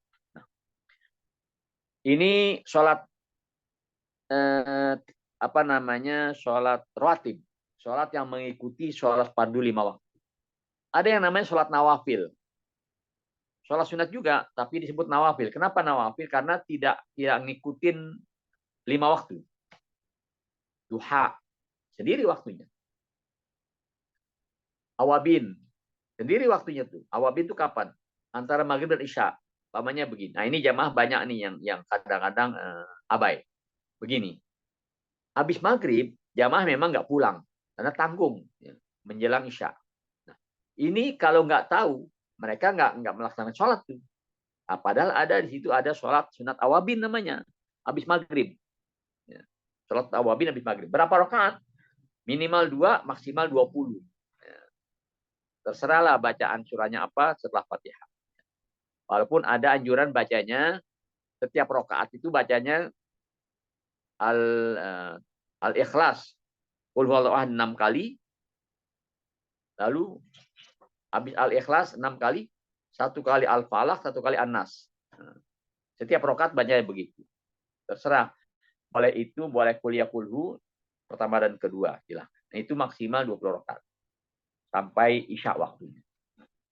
Isya, sebelum pulang sudah ba'diyah isya, belum pulang silakan melaksanakan sholat sunat witir sebelum pulang. Dan nanti kalau malam bangun ya sholat tahajud, nggak usah lagi witir. Ya. Nah, kalau umpamanya di lain waktu tadi ingin sholat juga, seperti apa? Umpamanya antara zohor sama asar. Tuh, ini saya nih zohor ada di Mekah, ada di Masjidil Haram. Habis zohor nggak pulang, karena mungkin dia nggak kepengen makan siang atau bagaimana. Habis zohor dia nggak pulang. Lalu apa nih sholatnya? Kan nggak ada nama sholat. Nah, ketika tidak ada waktu sholat sunat, maka masih boleh kita melaksanakan sholat. Sholat apa namanya? Sholat sunat mutlak. Kayak apa sholat sunat mutlak? Itu sholat yang tidak punya waktu. Dikerjakan di luar waktu yang dilarang. Pokoknya antara zohor asar. Itu kan boleh-boleh saja. Habis sholat zohor, pikiran lagi kacau nih. Pikiran memet. Pikiran nggak enak. Sholat 2 rakaat. Sholat apa? Jangan sholat galau. Usolli sunatal galau. Nggak ada itu. Sholat sunat mutlak. Bagaimana niatnya? Usolli sunatan cukup. Aku niat sholat sunat, nggak pakai nama apa-apa. Ya, itu namanya sholat sunat mutlak. Waktunya kapan? Bisa jadi habis zohor, antara zohor sama asar. Kalau habis asar kan nggak boleh. Nanti umpamanya maghrib. Habis maghrib kan tadi ada wabin. Habis isya ada witir. Jadi ya itu sholat sunat mutlak. Habis subuh nggak boleh. Sampai terbit matahari. Habis maghrib, habis asar nggak boleh. Sampai terbenam matahari. Itu namanya sholat sunat mutlak. Atau malam. Ya. Malam ketika dia bangun tidur, ya, dia mau sholat apa nih? Ya udah sholat sunat mutlak. Kalau memang dia nggak mau sholat yang lain, nggak mau sholat hajat, sholat mutlak saja. Jadi tahajud nggak? Jadi tahajud. Ya. Kenapa jadi tahajud? Karena dia sholatnya melaksanakan sholat malam. Ya, dilaksanakannya malam setelah bangun. Jadi pahalanya pahala. Nah, itu di dalam Masjidil Haram. Ya. Amal-amal di dalam Masjidil Haram. Selain zikir, ya, selain tahlil, baca Quran dan sebagainya. Di luar Masjidil Haram banyak bersedekah, ya, menjaga kata-kata, kemudian ya tetap berzikir kepada Allah Subhanahu Wa Taala, tetap fokus ingatan kita kepada Allah Subhanahu Wa Taala. Nah, ini di Masjidil Haram. Ya. Ya, tentunya banyaklah amal-amal yang lain yang bisa disampaikan, yang bisa dilakukan nanti kita berada di sana. Intinya adalah segala bentuk amal soleh yang bisa kita kerjakan di masjid ini, kerjakanlah. Sampai bahkan diam saja pun jadi amal soleh. Kenapa? Ketika Anda tidak mengganggu orang, ketika Anda tidak mengeluarkan kata-kata yang tidak baik, maka itu menjadi amal soleh Anda. Di Masjid Nabawi. Masjid Nabawi hampir sama. Ya. Cuma tidak ada tawaf di sana. Masjid Nabawi bisa kita melaksanakan sholat sunat, bisa kita melaksanakan ziarah, tapi kan ziarah terbatas. Ya. Artinya ziarah maksudnya. Ziarah yang sampai ke depan makam itu terbatas waktunya dan terbatas kesempatannya. Maka kapan kita bisa ziarah? Ya kapan saja. Maksudnya ketika kita berada di dalam masjid, maka niat kita ziarah ke makam Nabi walaupun dari jauh dengan mengucapkan Assalamu alayka ya Rasulullah.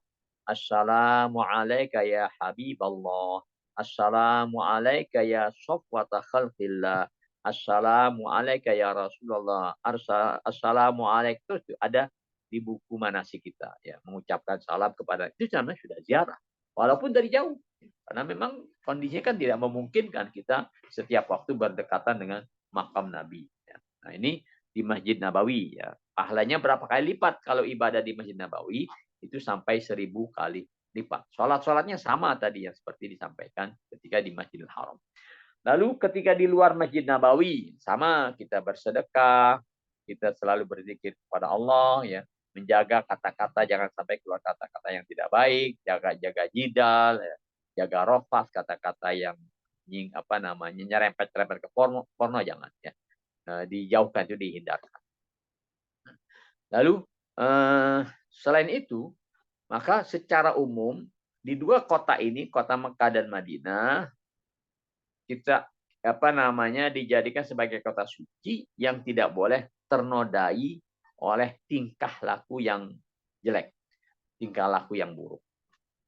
Seperti apa? Ya, umpamanya kata-kata kotor, menyakiti orang, sampai menyakiti hewan pun nggak boleh, kecuali kalau hewan yang mungkin bakal mengganggu kita, ya, seperti kalajengking, ular dan sebagainya. Tentunya nggak ada lah, insya Allah. Nah, ini kita jaga terus selama di dua masjid, di dua kota tersebut, baik di dalam masjid maupun di luar masjid. Alhasil secara keseluruhan, selama berada di dua kota tersebut, menjaga kata-kata, menjaga omongan, menjaga tingkah laku, jangan sampai ada yang menyinggung orang. Justru kesempatan di sana, kesempatan kita untuk melakukan hal-hal yang terbaik, hal-hal yang bermanfaat, hal-hal yang terhitung dalam kelompok amal-amal soleh. Ya. Saya rasa sementara ini dulu, mungkin nanti ada yang dipertanyakan lagi, silakan. Baik, terima kasih banyak Ki. Alhamdulillah, sangat antusias sekali ini. Baik, sebelum ke pembahasan ini ya kayaknya sepertinya ada pertanyaan tadi yang di materi pertama Ki. Ini dari Pak Ibu Rahmiati. Assalamualaikum Pak Ustadz, mau bertanya mengenai badal umroh, badal haji orang tua tadi. Pelaksanaannya berbarengan dengan haji yang kita laksanakan. Apakah bisa diatur dari sebelum keberangkatan kita melalui travel? Dan cara pembayarannya bagaimana, pelaksanaannya bagaimana? Ya, itu saya rasa nanti kaitannya sama travel, ya. Insya Allah travel menyediakan jasa untuk melakukan badal haji walaupun nanti diwakilkan kepada orang lain di sana, ya. Ada orang-orang yang kita percaya melaksanakan badal haji, ya. Di sana nanti setelah di Mekah mereka dipercaya melaksanakan badal haji. Para penumpang pesawat udara Batik Air dengan nomor penerbangan ID 6675 tujuan. Siap. Ya. Lalu di sana itu nanti setelah selesai ada sertifikatnya. Saya nggak tahu biaya yang berapa, nanti travel mungkin yang menentukannya. Tetapi begini, jangan tergiur dengan orang-orang yang menyediakan badal haji dengan harga yang murah. Kenapa? Karena kalau harga murah biasanya pelaksananya asal-asalan. Dia mungkin hanya melaksanakan sambil kerja ini kerja itu, lalu dia pakai ihram, wukuf di Arafah, kemudian mabit di Muzdalifah, mabit di Mina, melontar dan sebagainya, tawaf sa'i. Tidak dirangkai dengan hal-hal yang amalan-amalan sunat dalam haji. Banyak amalan-amalan sunat dalam haji itu banyak sekali. Ya. Maka ini tentunya nilainya kurang. Kenapa? Karena dia merasa dibayar dengan harga yang murah. Ya. Atau walaupun umpamanya dia menawarkan harga yang mahal, tetapi kelihatan orang yang tidak meyakinkan kita, mungkin nanti dia melaksanakan ibadah haji sambil mengerjakan yang lain-lain. Pokoknya sambil apalah, kan di sana banyak orang-orang yang orang Indonesia yang memang tinggal di sana, bertempat tinggal di sana, lalu banyak pekerjaannya di sana. Dia nawarkan badal haji, walaupun dengan harga murah. Nah, ini tentunya insya Allah sisa hajinya, tapi hanya terbatas pada amal-amal rukun haji saja, rukun dan wajib saja. Mungkin yang sunat-sunatnya tertinggal, tidak sempat dia kerja. Tapi ketika kita mencari orang yang betul-betul kita percaya, ini Anda punya amanat melaksanakan badal haji. Silakan ya, minta lakukan rukunnya, wajibnya, dan termasuk sunat-sunatnya yang kesemuanya pahalanya buat almarhum bulan bibulan. Nah itu walaupun harganya agak mahal, lebih mahal, maka nggak apa-apa. Kita yakin bahwa pelaksanaannya bagus. Ya. Nanti hubungi saja. Travel biasanya menyediakan kesempatan itu. Kalau yang jamaah sendiri, dia belum bisa melakukan badal haji ketika haji ini haji yang pertama. Karena dia haji pertama untuk dirinya sendiri dulu. Baru nanti tahun berikutnya baru boleh membadalkan haji orang lain. Ya. Baik, siap. Begitu Ibu Rahmiati, mudah-mudahan bisa menjawab pertanyaannya. Insyaallah nanti info-info tentang badal haji kita share di grup ya. Nanti kita share di grup tentang info badal haji Daku Travel. Baik, ada pertanyaan nih, Kay. Pertanyaan selanjutnya dari Ibu Nurhayati. Assalamualaikum, Ustadz. Ketika sebelum subuh, kita tawaf sekitar jam 2-an. Kemudian ba'da subuh, kita tawaf sebelum pulang. Apakah boleh? Jadi tawaf pas malam datang sebelum subuh begitu. Terus pas mau pulang setelah subuh tawaf lagi, Kay. Itu apa boleh atau tidak? Tawaf itu ibadah yang tidak ada batas. Ya. Mau berapa kali saja. Jadi ngitungnya gini. Satu tawaf itu berapa kali putaran? 7 putaran. Jadi setelah dia selesai 7 putaran, sudah selesai setelah tenaganya masih cukup. Putar lagi dia. Putar lagi niat awal lagi, saya niat tawaf sunat. Putar lagi sampai 7 kali. Ya. Selesai, putar lagi. Nggak ada batasnya. Ya. Atau dia mau ketika datang dia tawaf, ketika mau pulang dia tawaf, ya juga bagus. Kalau memang punya kesempatan seperti itu. Atau sengaja dia datang siang-siang, umpamanya jam 9, jam 10 dia datang pagi-pagi, ya saya mau tawaf sunat, silakan langsung masuk ke masjid, mendekati Ka'bah, dari mulai Hajar Aswad, niatkan saya niat tawaf sunat, mudah putar. Nggak ada batasnya. Untuk tawaf itu tidak ada batasnya. Berapa kali saja dalam sehari tidak terbatas. Yang membatasi tenaga kita, kemampuan kita yang membatasi. Ya. Baik. Demikian mudah-mudahan menjawab Ibu Susi ya. Baik, selanjutnya dari Ibu Eni. Bu Eni Yuliana, Afwan Ustadz, saat ini saya sholat dengan memakai kursi karena kaki saya sakit jika ditekuk terlalu lama. Padahal saya ingin melakukan banyak sholat sunnah. Apakah ada tempat khusus untuk pengguna sholat dengan kursi? Apakah kita harus bawa kursi sendiri atau di sana sudah disediakan? Gitu, Ki. Ya, memang ada di sana kursi-kursi wakaf ya. Kursi-kursi wakaf. Tetapi mungkin lokasi kursi itu tidak dekat dengan tempat kita duduk, tempat kita berada. Maka alangkah baiknya ketika ibu yang menghadapi persoalan ini, bawa kursi sendiri. Ada kursi enteng, kursi yang bisa dilipat, enteng sekali kursinya. Itu bawa saja. Udah biasa pemandangan seperti itu. Yang sudah biasa pemandangan seperti itu, melaksanakan sholat sambil duduk di atas kursi. Tapi hanya saya ingatkan begini.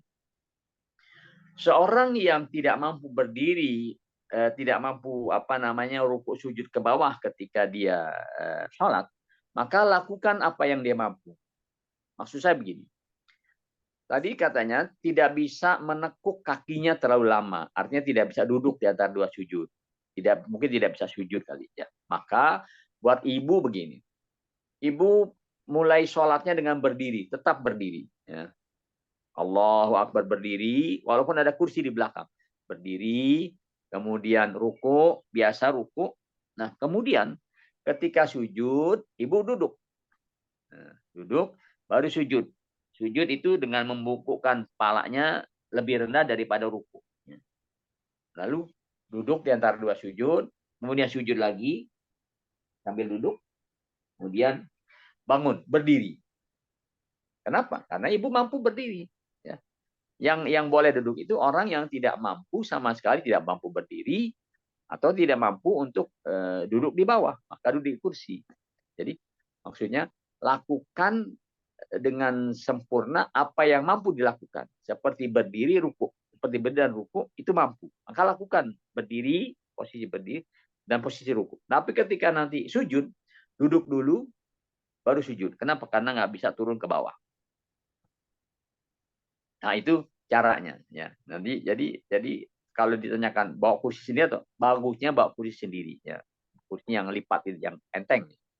Mau bawa dari Indonesia ada, beli di sini. Mau beli di sana banyak ya.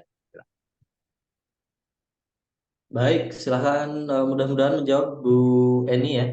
Mudah-mudahan nanti siapa tahu nanti pas keberangkatan haji sudah sehat, kakinya sudah normal, bisa sholat dengan normal tanpa rasa sakit mudah-mudahan. Amin. Amin. Baik, selanjutnya Kiai dari Ibu Siti Rohmah. Assalamualaikum Pak Ustadz. Karena keterbatasan waktu kita di Raudhoh, itu lebih utama sholat sunnah atau berdoa? Jika sholat sunnah apa gitu yang Ya. kita lakukan? Tentunya sholat sunat kita lebih afdol. Apalagi nanti doanya di dalam sholat. Maksudnya begini. Ketika ibu datang ke Raudhoh itu di waktu duha, pamannya mulai jam 7, antara jam 7 sampai zuhur lagi. Itu kan sudah waktu duha. Maka pelaksanaannya sholat duha. Jika saat itu waktu duha. Terserah kesempatan berapa rakaat, silakan saja. Nah, kapan doanya? Ya doanya mau lagi sujud. Ya. Ketika ibu lagi sujud, baca doa. Apa doanya? Ya silahkan. Terserah mau doa urusan keluarga, mau doa urusan suami, urusan anak, urusan usaha, urusan akhirat, terserah. Tapi karena doanya bahasa Indonesia, maka doanya di dalam hati saja ketika kita sujud. Ya. Lalu nanti sujud kedua, ketiga, dan seterusnya, silakan ulang-ulangi doa tersebut setelah membaca Subhana rabbiyal a'la wa bihamdihi. Atau doanya nanti setelah selesai sholat. Ya. Kalau ada kesempatan berdoa, selesai sholat, berdoa kepada Allah Subhanahu wa Ta'ala sambil duduk. Nah, nggak perlu cari-cari doa yang sudah hafal. Pokoknya doa itu kan minta kepada apa yang kita butuhkan, kita minta. Namanya anak sedang menghadapi ujian sekolah, ujian kuliah, doain. Ya, ada anak yang sedang melamar pekerjaan, doakan. Ya. Ada anak yang mulai buka usaha, doakan. Ya. Ada tetangga yang nitip doa, doakan semua. Ya.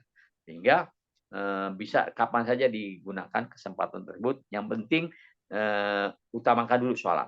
Kenapa? Karena tentunya ya kata Nabi, ma baina baiti wa mimbari raudhah min riyadil jannah. Antara rumahku yang sekarang jadi makam beliau dengan mimbar Nabi itu taman surga. Rasa-rasanya kesempatan buat sholat jarang. Ya. Untuk dapat sholat di tempat seperti maka kesempatannya gunakan buat sholat. Apa sholatnya? Terserah, tergantung waktunya. Kalau umpamanya tidak punya waktu, tidak ada waktu sholat, umpamanya tadi antara zuhur dan asar kan tidak ada waktu sholat, tidak ada sholat apa nih? Maka sholat sunat mutlak. Ya. Usolli sunat dan akunnya sholat sunat. Ya. Nah, apalagi malam hari kalau kebetulan waktu witir belum witir, silakan sholat sunat witir dan sebagainya. Tergantung jadi momen di mana kita berada di raudhah tersebut. Baik. Ya. Mudah-mudahan menjawab untuk Ibu Siti Rohmah ya. Seperti itu. Baik, yang lain yang boleh nyalakan mikrofonnya juga boleh. Masih ada waktu kita insya Allah untuk sekitar 2 penanya lagi, boleh? Silakan. Oke, kalau tidak ada cukup, bisa nanti closing statement dari Kiai Kosasi plus terakhir doa mungkin Kiai ya. Baik, saya hitung sampai 3. Kalau tidak ada, kita langsung di sesi penutupan. Oke, 1, 2, 3 siap. Terima kasih banyak. Tidak ada yang bertanya. Sudah pinter semua, insya Allah mudah-mudahan. Baik, silakan Kiai. Pesan untuk kelas ini yang terakhir di pertemuan kita hari ini. Pesannya Ya, jika ada, yang selanjutnya paling bisa langsung ditutup dengan doa. Begitu. baik. Bapak Ibu sekalian, calon-calon jemaah haji, calon-calon tetamu Allah Subhanahu wa taala, pertama kita baca Fatihah buat keselamatan kita, kelancaran kita, kesehatan kita semua calon jemaah haji, khususnya yang dari dapur travel dan umumnya seluruh jemaah haji Indonesia, bahkan seluruh haji seluruh dunia. Dan Allah berikan kesempatan, kesehatan dan kesempatan beribadah yang maksimal. Juga buat yang belum haji, jangan lupa kita doakan agar mereka bisa berkesempatan melaksanakan ibadah haji ya, dengan badan sehat, tenaga masih cukup insyaallah. Ala diniyah wa ala kulli sholli wa ala al-Fatihah. A'udzubillahi minasyaitonir rajim. Bismillahirrahmanirrahim. Alhamdulillahi rabbil alamin arrahmanir rahim maliki yaumiddin. Iyyaka na'budu wa iyyaka nasta'in. Ihdinas siratal mustaqim. Siratal ladzina an'amta 'alaihim ghairil maghdubi 'alaihim waladdallin. Bismillahirrahmanirrahim. Alhamdulillahi rabbil alamin. Allahumma shalli wa sallim ala sayyidina Muhammad wa ala ali sayyidina Muhammad. Allahumma ighfir lana dzunubana wa liwalidina warhamna warhamna kama rabbayana shighar. Wa li ashabil huquqi alaina wa li jami'il mu'minina wal mu'minat wal ahimma. Allahumma ya rabbana taqabbal minna salatana wa siyamana wa qiyamana wa ruku'ana. Allahumma rzuqna hajjam mabrura wa sa'yan mashkura wa dhamman maghfura wa tijaratan tabur ya alima ma fi sudur akhrijna ya Allah minaz zulumat an-nur. Allahumma rzuqna hajjam mabrura wa sa'yan mashkura wa dhamman maghfura wa tijaratan tabur ya alima ma fi sudur akhrijna ya Allah minaz zulumat an-nur. Allahumma rzuq ikhwanana arrizqan wasi'an yuballighuhum ila haji baitikal haram wa ziyarat qabri nabika Muhammadin sallallahu alaihi wasallam. Ya Allah ya Rabb, berikan kepada saudara-saudara kami yang belum sempat haji atau umrah, berikan kepada mereka rizki yang cukup untuk bisa melaksanakan haji, melaksanakan ibadah umrah. Ya Allah birahmatika arhamar rahimin. Rabbana la tuzigh qulubana ba'da idh hadaitana wa hab lana min ladunka rahmah innaka antal wahhab. Ya Allah, berikan kami kelurusan niat, keikhlasan niat. Berikan kami kesehatan. Berikan kami kesempatan beribadah yang maksimal selama di Makkah dan Madinah. Ya Allah, berikan keselamatan, kesehatan kepada keluarga yang kami tinggalkan, kepada harta yang kami tinggalkan. Kami titipkan kepada Engkau semua yang Kau berikan kepada kami, harta kami, anak-anak kami, saudara-saudara kami, usaha kami, rumah kami, semua yang Kau berikan kepada kami selama kami haji, kami titipkan kepada Engkau. Fahfazhum alayya innaka, maka pelihara mereka, jagalah mereka, sungguhnya Engkau Maha Kuasa atas segala sesuatu. Rabbana atina fid dunya hasanah wa fil akhirati hasanah wa qina adzabannar. Wa sallallahu ala sayyidina Muhammadin wa alihi wa sahbihi walhamdulillahi rabbil alamin. Assalamualaikum warahmatullahi wabarakatuh. Waalaikumsalam warahmatullahi wabarakatuh. Baik, terima kasih banyak ya Haji Ahmad Kosasi ya sudah memberikan materinya.